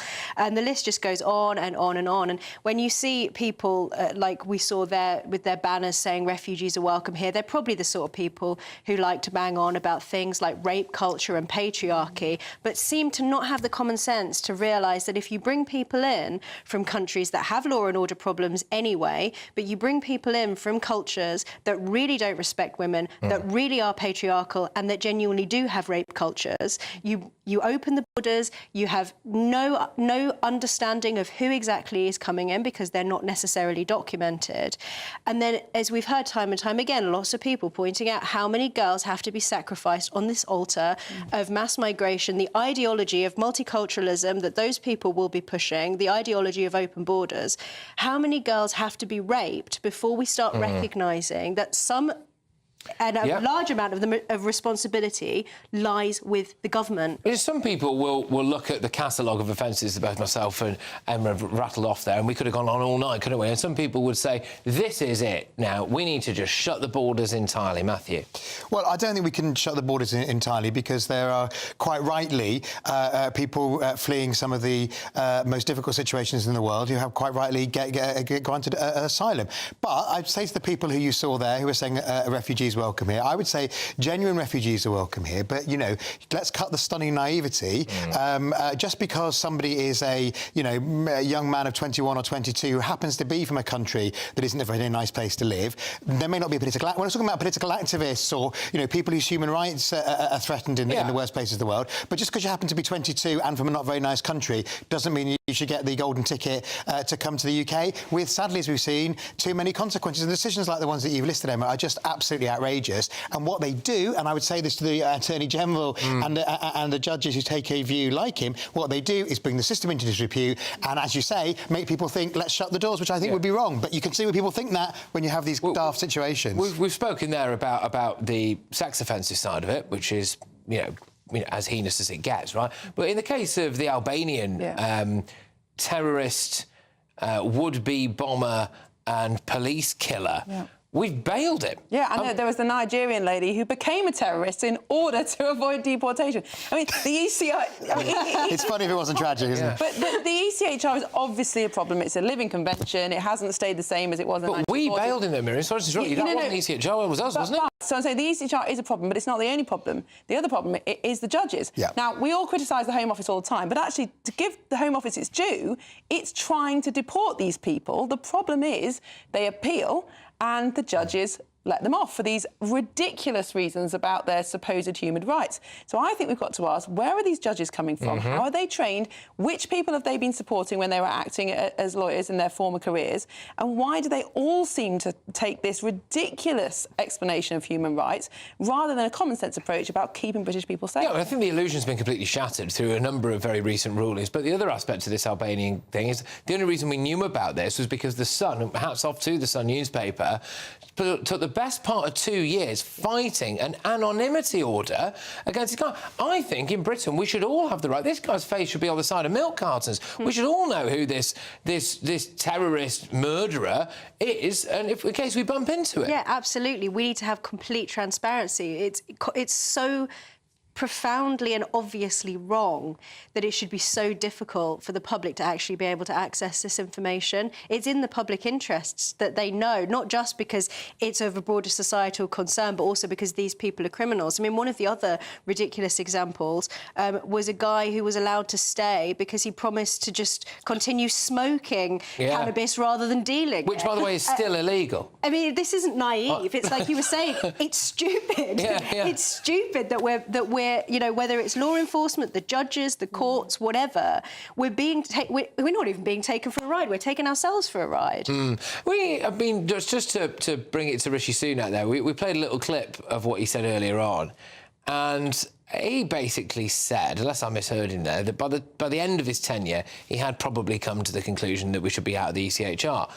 But he called a general election and then didn't stand for that policy. Absolutely, it didn't appear in the manifesto. No. I mean, I would say, actually, I don't like defending Rishi Sunak. It's not my natural position. But the problem, as you were saying, Miriam, is that it doesn't matter what the rules are, whether it's a British Bill of Rights or whether it's the European Convention on Human Rights, it's how judges interpret it. Because you don't see, in other countries, you do see criminals being sent back to their place of origin, whether their kids like chicken nuggets in that place or not. And, you know, we don't actually... And everybody's a member of the ECHR. Every other European state is a member of the ECHR, and you don't have these because the judges don't interpret it in the crazy way. I do think, actually, if you look, I don't know whether they have quite such ridiculous judges, but certainly the French, the Italians, a lot of other countries have had problems sending people back even when they're convicted criminals. But I think coming back to Rishi Sunak, you know, Rishi's problem was the Conservative Party, and I remember the wranglings around the Rwanda bill. There was a group of us on the right of the party that said this is only going to work if you either withdraw from the ECHR or at the very least have a caveat in the bill saying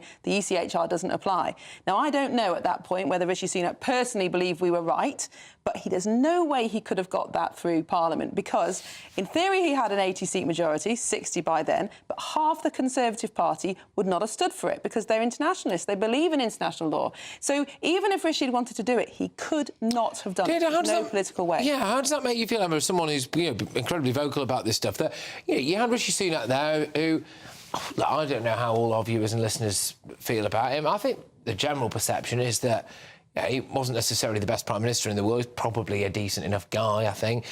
But to hear someone like that, who was actually in a position of power... I know you're saying he might not have got it through the party, but he could have tried. He was in a position of power to effect change, who didn't do it and maybe even went against his principles not doing it. No, betrayed. I mean, let's be clear. The British public have been betrayed. The British public have been very clear. Poll after poll after poll, every election, what they want is control over our borders. Repeatedly, they've been betrayed by the political class. And it boils down to what I was saying before, which is responsibility.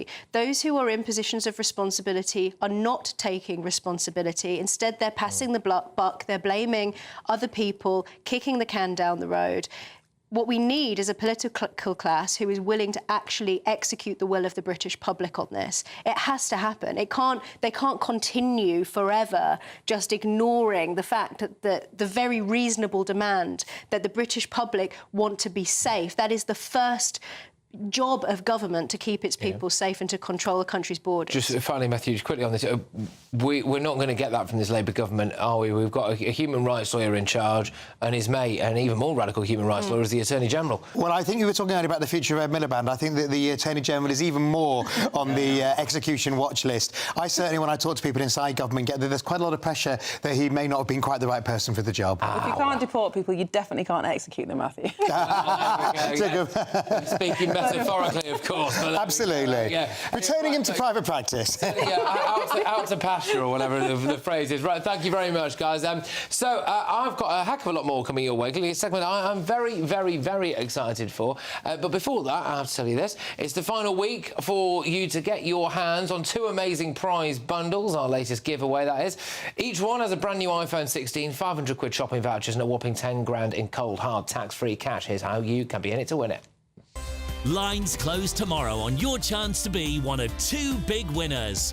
As we have 2 prize bundles that have to be won. There's 2 lots of a totally tax-free £10,000 in cash. You'll also receive a brand new iPhone 16, along with £500 in shopping vouchers to spend at your favourite store. Hurry, as lines close at 6 p.m. tomorrow. For another chance to win, text cash to 63232. One entry costs £2 plus 1 standard network rate message, or text bonus to 63232. 5 entries cost £5 plus 1 standard network rate message. Go to gbnews.com/win. Entries start from just £2. Call 0903 681 3232. Calls cost £2 plus your network access charge, or post your name and number to GB11 PO Box 8690 Derby DE1 9TT. UK only. Entrants must be 18 or over. Lines close at 6 p.m. on the 7th of March. Please check the closing time if listening or watching on demand. Good luck. Good luck, everybody. Right, coming up, I've got all of tomorrow's newspaper front pages, and does this make your blood boil a bit?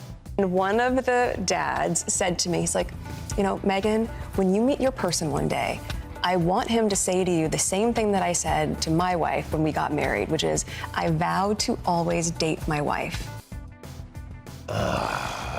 Anyway, right, but first... So while you work, I'm gonna need your help. Let's go! Disney bosses have scrapped the star-studded super woke red carpet premiere of their new Snow White film at the last minute because of fears of a massive backlash. Now, I'm about to be joined by an actor with dwarfism who's going to tell us all why this woke retelling of the classical fairy tale is frankly a disgrace. Stay tuned for that.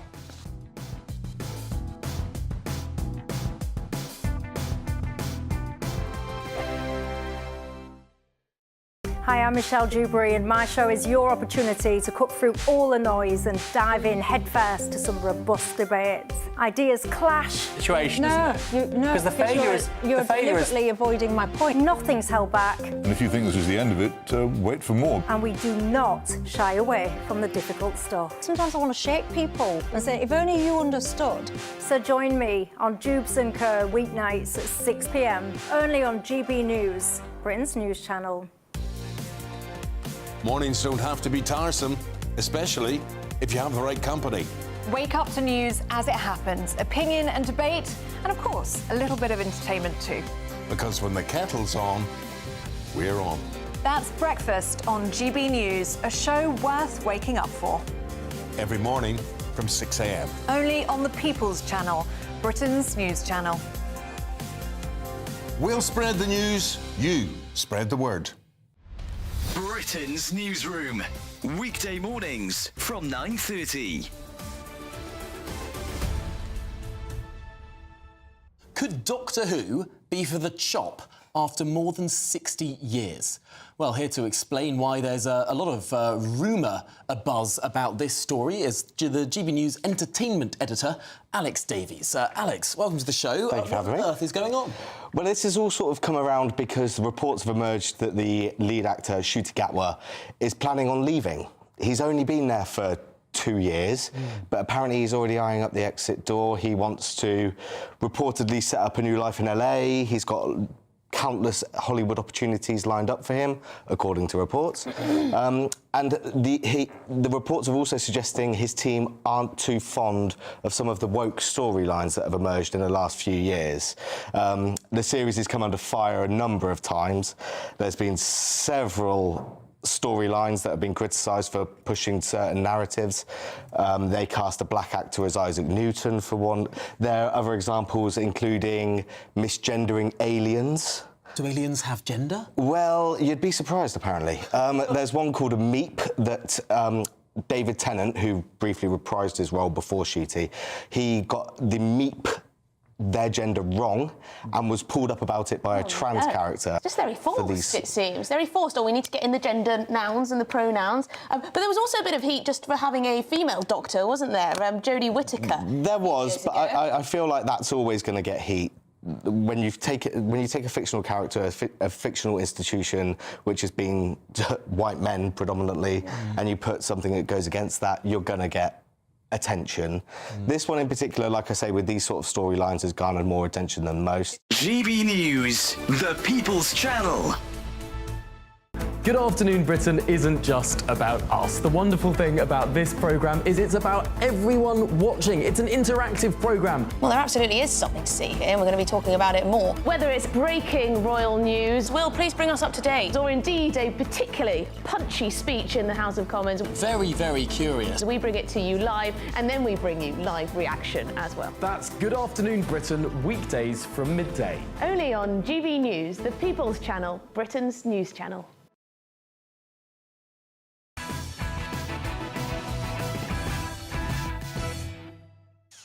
Welcome back. So, Disney has scrapped the star-studded red carpet premiere of its new Snow White film, amid fears of a backlash over the film's woke take on the traditional fairy tale.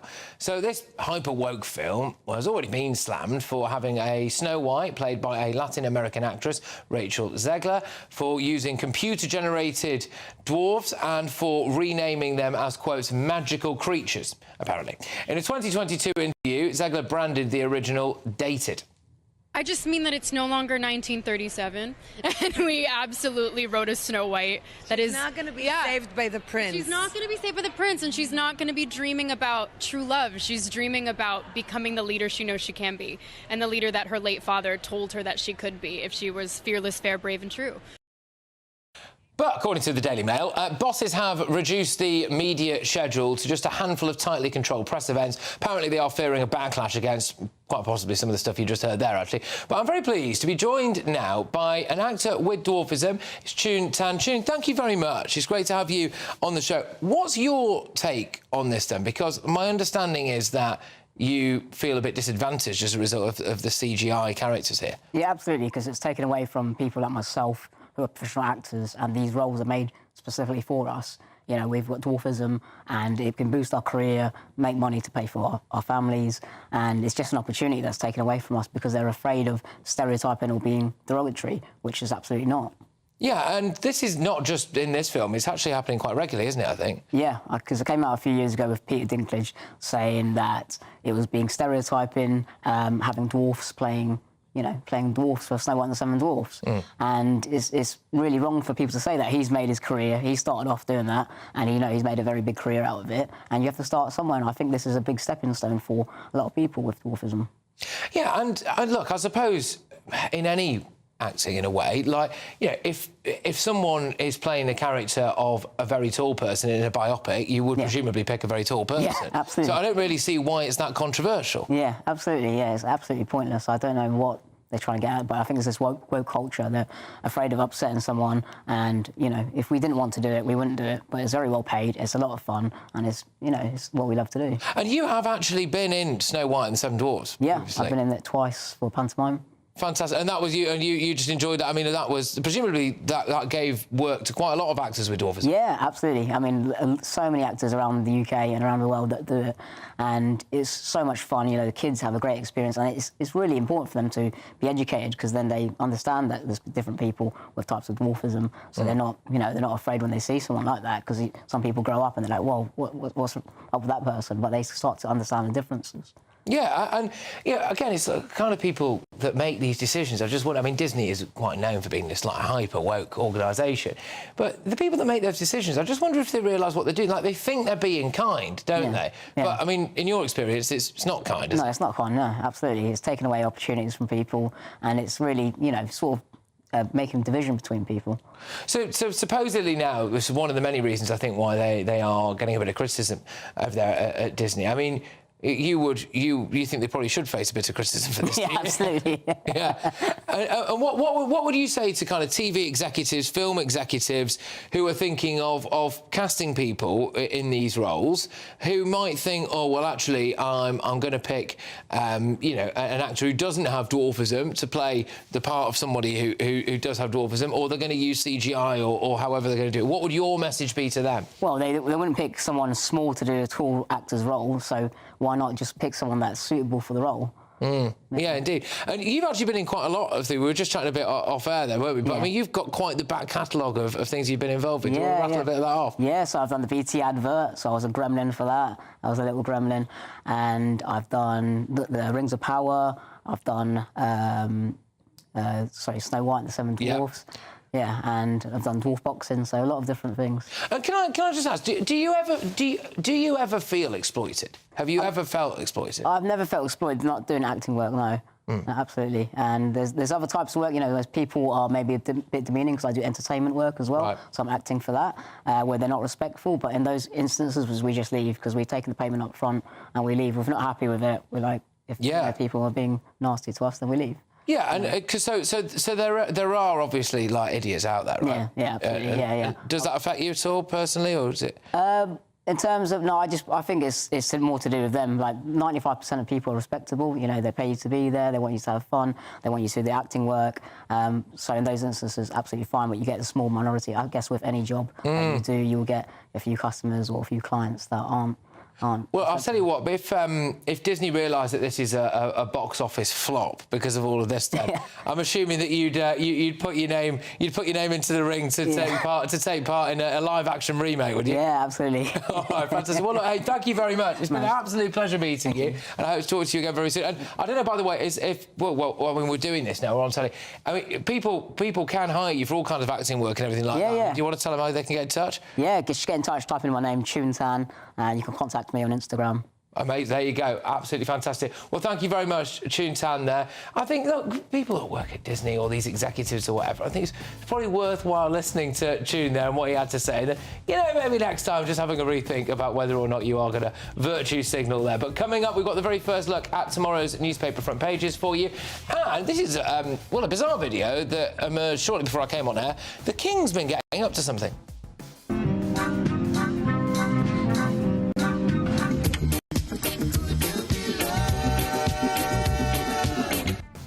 Yeah, what do you think's happening there? All right, all that and much, much more next. Stay tuned. I forecast a perfect holiday in the sun. Weather looking good then? For sure, and no worries about our travel insurance. All Clear Travel Insurance sponsors GB News Travel Destinations forecast.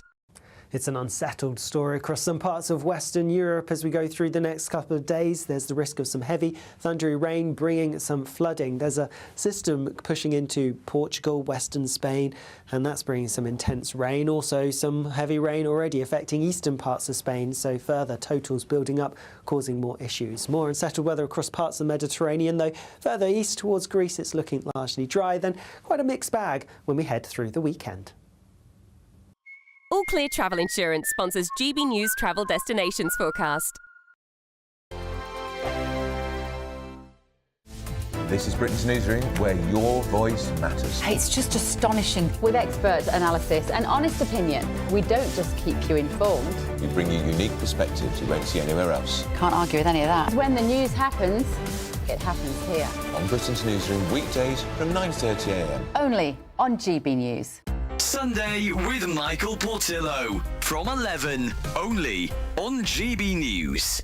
Last week, Christys auction house in New York announced that it was holding an auction devoted solely to art created with artificial intelligence. Nearly 6,000 people have signed an open letter calling on Christys to cancel the sale over concerns that the technology behind such AI art pieces exploits human artists and can potentially violate their copyright. And there are broader ethical questions at play too. Where do the boundaries of art lie? With me now is James Thomas from Martin Stanmore Auctions. James, very good to see you indeed. I don't quite see how you can have art without a human being. I mean, art to me is something which is produced by a human being which expresses something about the human condition. To me, that cannot be produced by a machine. How do you react to that? I agree completely with what you're saying there. I think for us at Martin Stanmore, we're very much about sort of getting behind artists in a traditional method. I sometimes say to my team, I've got a piece to camera to do now. Find out what AI would say that I would say. And, of course, what it comes up with. It doesn't have enough knowledge about what I've just experienced, so it's not a perfect example. But it certainly gets the tone. And, therefore, I mean, I'm completely replaceable. I mean, the next series that I do... Say that. Well, thank you so much. The next series I do of Railway Judges, you could perfectly well have an avatar and AI producing words that sound like mine. It is very scary. It is very scary. And I think for collectors and investors, it's a bit scary for them too. I mean, a lot of our collectors at Martin Stanmore that we speak to, they very much prefer things that come from traditional artists, not just sort of blue chip works, but also up-and-coming artists. GB News, the People's Channel. I'm Christopher Hope. From pop stars to politicians, I'll interview anybody in a pub who's got a political opinion. Join me every Friday on Spotify, Apple Podcasts, YouTube or gbnews.com, or wherever you get your podcasts. This is GB News, the People's Channel. Join me, Nana Akwe, for an informative, interactive news programme with a difference. It's fun. No, he didn't say that, Dave. I'm so surprised. I think there's an element of truth to that. Join me from 3 p.m. every weekend, only on GB News, Britain's news channel.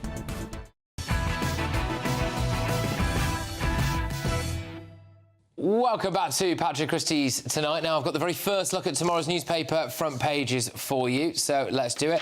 We start with the Metro. 1 in 4 knows a female victim of violence. And, of course, that is in relation to the crossbow killer, I believe. So there we go. It's quite a devastating headline when you see it in black and white like that, isn't it?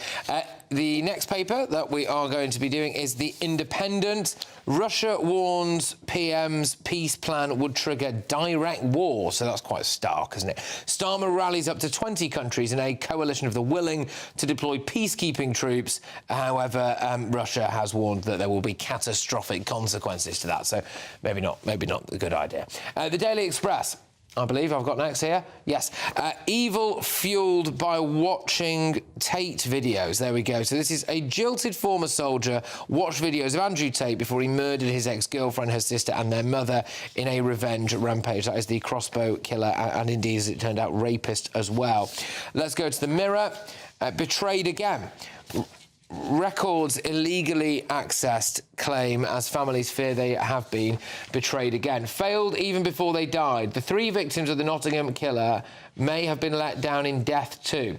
Hospital bosses fear that staff illegally access the A&E records of the victims. So, yeah, I mean, it's just every time this is, in the headlines, it seems to unfortunately get worse for those poor victims. The Guardian, a watershed moment. EU leaders agree huge defence spending rise. So a variety of different EU nations are agreeing to up their defence budget. So there we go. But let's get to the Telegraph because they've got some big stories on the front here, but the one I want to discuss with my panel now is a little one that's on the bottom there. It actually involves Alison Pearson. So she's a fantastic journalist. I'm sure most of our viewers and listeners know exactly who Alison Pearson is. Used to appear regularly on this sofa here.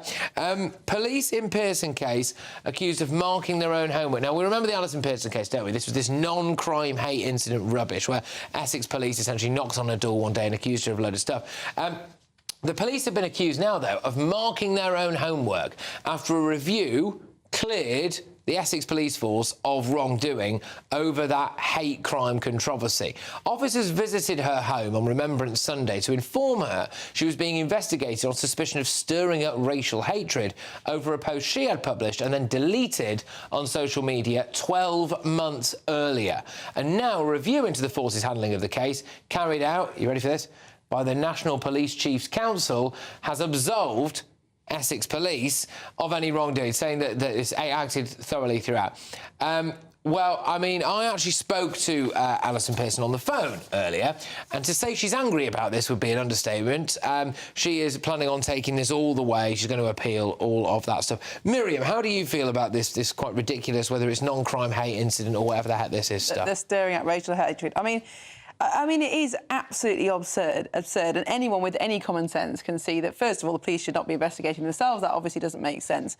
But also this idea that the police should be recording incidents that aren't crime, that they should be considering speech or posts on Twitter as crimes. But, of course, the police are at least partially to blame for this, but actually the roots of it are in things like law and guidance that actually make it a crime to post certain things or to say certain things. And we know that some people are in prison for some of the things that they've written on Facebook. Some of that is how it's interpreted. Some of it's what's in our actual law. And if we don't change the actual law, unfortunately, this isn't going to change. So having spoken to Alison earlier on, the thing that she made very clear to me was that she is going to pursue this all the way because she doesn't want this to happen to other people. Potentially other people who might not be journalistically savvy. They might just be... I don't know, well, just, look, anyone can put something on Facebook or Twitter, right? And the police kick your door in and, it affects you. And then you're stigmatised with whatever. So she wants to fight this all the way to try to make sure this doesn't happen to anyone else. And it's also so brave on her part because she really, had a hard time off of the back of this. And there was a story only in the last couple of weeks of a grandmother who got a knock at the door and then a phone call from the police because she'd criticised a Labour councillor in a closed Facebook group asking for him to resign over this Andrew Gwynn scandal. And it's things like that where there are people across the country who don't necessarily even, know the extent of this, although I'm sure the Free Speech Union probably have some understanding because they obviously get so many cases of this kind. But it's insane, and I think that we need people like Alison Pearson to do what she's doing by actually taking Essex police to court over it. We also need the police to actually go and investigate, I would argue, real crimes, don't we? This is the thing. If you've got a burglary taking place, there are some parts of the UK where they just haven't solved a burglary in however long. Some of the things that the police don't do are absolutely astonishing. But yet, if you commit a non-crime hate incident or something along those lines, the straight round. Well, there's irony here because it's the Police Chiefs Council who are actually thinking of rebranding non-crime hate incidents because they know they're unpopular, so they think giving a new name will solve the problem. Look, I think that the test for these things is non-crime hate incidents came from a good place, which is just trying to reduce, incidents of racial hatred, etc. The problem is they've now just become totally absurd. They're not doing anything to reduce actual hate crime, and they're not doing anything to protect vulnerable communities. All they're doing is just bringing the law into disrepute. So I think if the government wants to show common sense, it's on a bit of a roll, maybe these will be for the sharp. Just mention something, it's not really funny, but I suppose in a way it is quite laughable, which is that someone sent me just a straightforward garden variety death threat, right? It says, I am going to kill you. So reported it to the police. Nothing, right? And then about 2 or 3 weeks later, someone else sent me a veiled death threat, but they happened to say, karma is on its way, you stupid white so-and-so. And because they'd used my race, the police cared about that.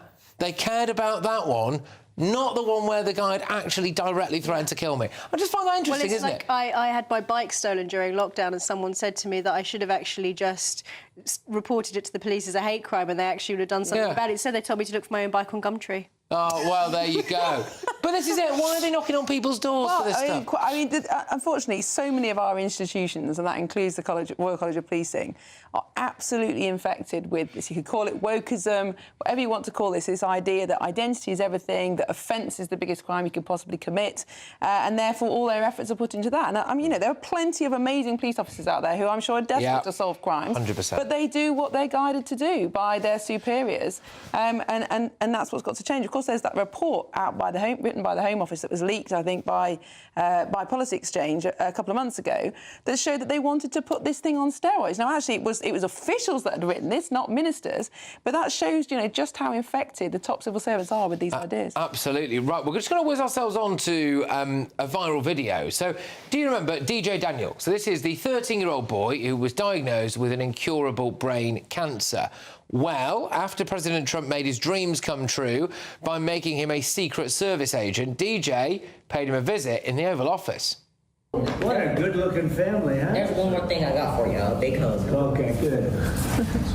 That's very nice. Look at that family you got, huh? Look, Matthew, you might not be a Trump fan, but that's lovely, isn't it? Yeah, absolutely, and it's it's good that he did that. But I'm thinking about all the kids in Ukraine who might not be having such a good time after his nonsense over the last couple of weeks. So let's hope that a bit of humanity comes forward from him. Well, just quickly views on that. I mean, that was just an objectively lovely clip. That was quite a derail. He's managed to spin it. He's managed to spin it. Come on, I should be playing for England. He struggled, but he managed it. I just think it was incredible that the Democrat representative didn't even cheer that. I mean, you can understand why they would not be cheering his political agenda.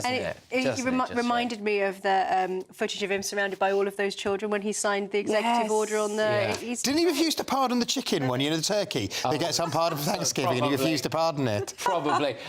OK, all right, so I've still got quite a bit to squeeze in, actually. I'm going to give you a sneak preview of the King's latest project. To be honest with you, it looks quite weird, but anyway. And there's still time to be part of my live studio audience right here in the studio tomorrow. Exciting news. Every Friday, my Patrick Christys Tonight Show is going to have a twist to it. We're welcoming some special guests. You. That's right, on Fridays I'm going to be doing my show in front of a live studio audience because this show is about you and what you have to say. It's going to be the same big debates, same big topics, same big opinions, but every Friday night at 9 p.m. you are invited to come on down to Patrick Christys Tonight to be a part of the action. Only on GB News, the People's Channel, Britain's news channel. Hello there, good evening. Welcome to your GB News weather update from the Met Office. As we head into tomorrow, I'm afraid to say there is going to be less sunshine around, more cloudy skies, also some showers at times, but still remaining rather warm for the time of year. And it's all because we have low pressure moving in from the Atlantic, dragging in some frontal systems, so some more cloud and some outbreaks of rain. And we'll see that change as we head through into this evening. So much of northern England, parts of Wales and the southwest will see quite a lot of low cloud, so some murky conditions at times, some outbreaks of rain, but still staying relatively clear across parts of the southeast and then later on across parts of Scotland and Northern Ireland. So turning a little bit chillier here with some patchy frost, but most towns and cities seeing a milder night if you compare it to recent nights. Then across Scotland, first thing, there's going to be a few clearer skies, still feeling chilly, largely dry, though we can't rule out a few showers just skirting the far north. And similar across Northern Ireland, brighter, perhaps with a bit more cloud across eastern areas. But for northern parts of England, parts of Wales and also the southwest, a lot of low clouds, so a murky start and quite damp at times with some outbreaks of rain. But East Anglia, Sussex and Kent likely to see a bright but chilly start to the day. Now we are going to see those cloudy skies continuing across much of the country. Still some outbreaks of rain at times. The best of the brightness still across parts of the southeast and then later on across parts of Scotland. So that's where we should see some sunshine. But for many, it is going to be a much cloudier day, but still feeling warm. Temperatures still widely above average, so highs of 15, possibly even 16 Celsius across the southeast. Then through on to Saturday, there'll be some cloud and some wet weather to start across Scotland, parts of the southwest. But through the course of the day, we'll see high pressure building back in. So once again, lots of dry weather around and lots of sunshine too. And temperatures still above average for the time of year, so still feeling pleasant. As we head into next week, more dry weather, more sunshine, but we'll see temperatures dip away. So some cold days and some cold nights ahead.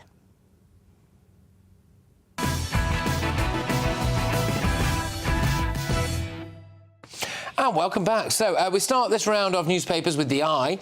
Gen Z jobless face benefits cut if they aren't looking for work. This is Rachel Reeves' benefits cut. The Times, Trump is encouraged by Zelensky peace talks. We've also got the picture story there of, it's a nice picture that from Crufts. Here we go, Daily Mail.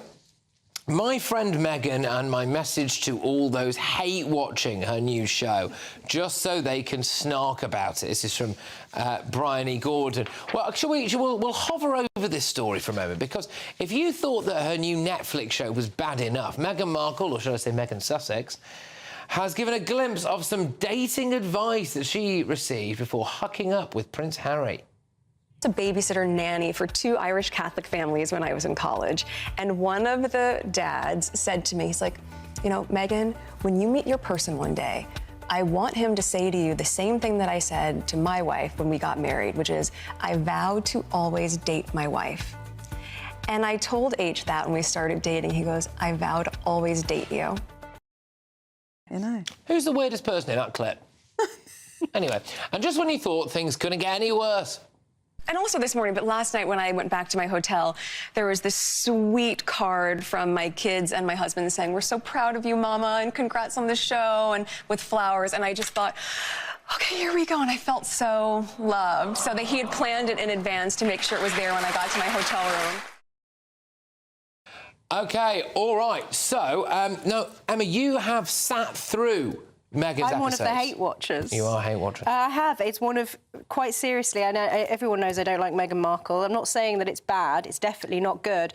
But what I will say is it is one of the weirdest things that I have ever watched. It's just strange, and it's impossible to convey without actually watching it. But I don't want to drive up the numbers of people watching it. It is very, very strange. It's like she's play acting as Martha Stewart. Right. The whole thing's very odd, and I must say it's not Meghan Sussex, it's Mountbatten Windsor, so I don't know why she's trying to pull that little PR stunt. Yeah, what have you made from the stuff that you've seen on this PR tour here? Well, I mean, A, I've not watched it and I'm certainly not going to. B, I'm not massively interested in them because they left the country. They're no longer part of the serving royal family, and as far as I'm concerned, they ought to be able to have a private life. However, Meghan clearly doesn't want a private life. She desperately craves attention.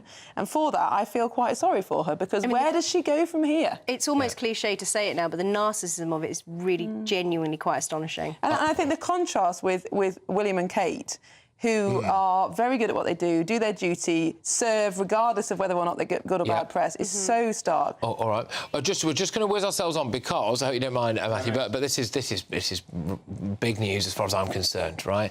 So this is an urgent warning for everyone. Europe's largest spider has arrived in the UK after hitching a ride with a shipment of olives from Spain. This venomous Spanish funnel web spider was found at a nursery in West Sussex, right?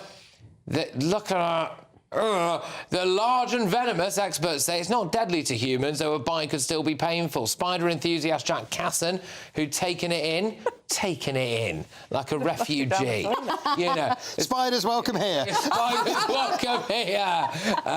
Urges the public to view spiders positively as they control pests. Are you scared of spiders, Matthew? Yes. Yeah, but no, I mean, you know, I'm not too bad. I was once called in to retrieve one from a friend's.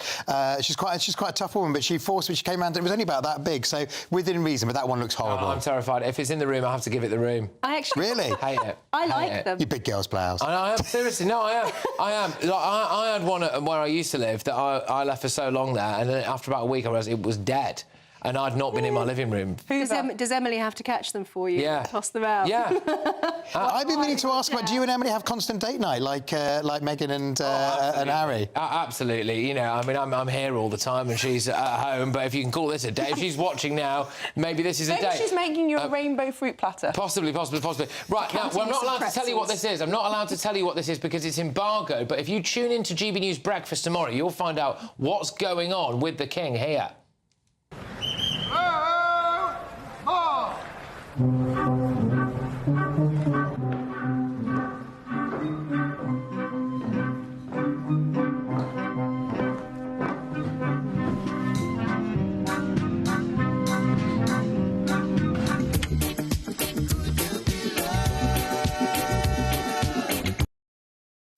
We are not allowed to tell you what that is. You're going to have to tune into GB News Breakfast with Stephen and Ellie from 6 a.m. to find out. But right now, though, it's time for Headliners, presented tonight by Josh Howie. Josh, what is on your shirt? Oh. Has the spider gone?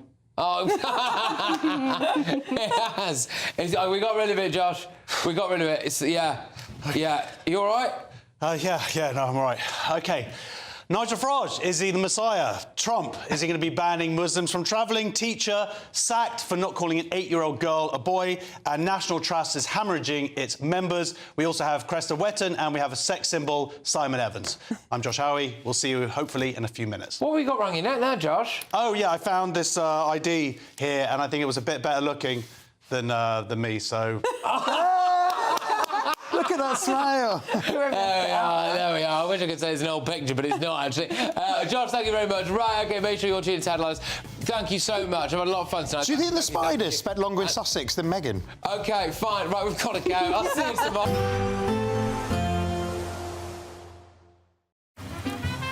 Despite the morning rain, it'll be a nice, warm, cosy day ahead. Boxed heat pumps, sponsors of weather on GB News.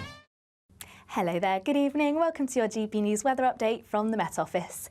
As we head into tomorrow, I'm afraid to say there is going to be less sunshine around, more cloudy skies, also some showers at times, but still remaining rather warm for the time of year. And it's all because we have low pressure moving in from the Atlantic, dragging in some frontal systems, so some more cloud and some outbreaks of rain. And we'll see that change as we head through into this evening. So much of northern England, parts of Wales and the southwest will see quite a lot of low cloud, so some murky conditions at times, some outbreaks of rain, but still staying relatively clear across parts of the southeast and then later on across parts of Scotland and Northern Ireland. So turning a little bit chillier here with some patchy frost, but most towns and cities seeing a milder night if you compare it to recent nights.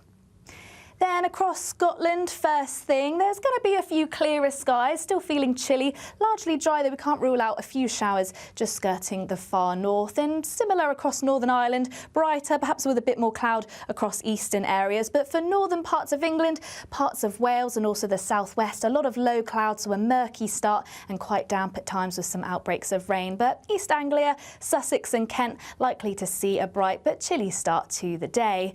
Now we are going to see those cloudy skies continuing across much of the country. Still some outbreaks of rain at times. The best of the brightness still across parts of the southeast and then later on across parts of Scotland. So that's where we should see some sunshine. But for many, it is going to be a much cloudier day, but still feeling warm. Temperatures still widely above average. So highs of 15, possibly even 16 Celsius across the southeast.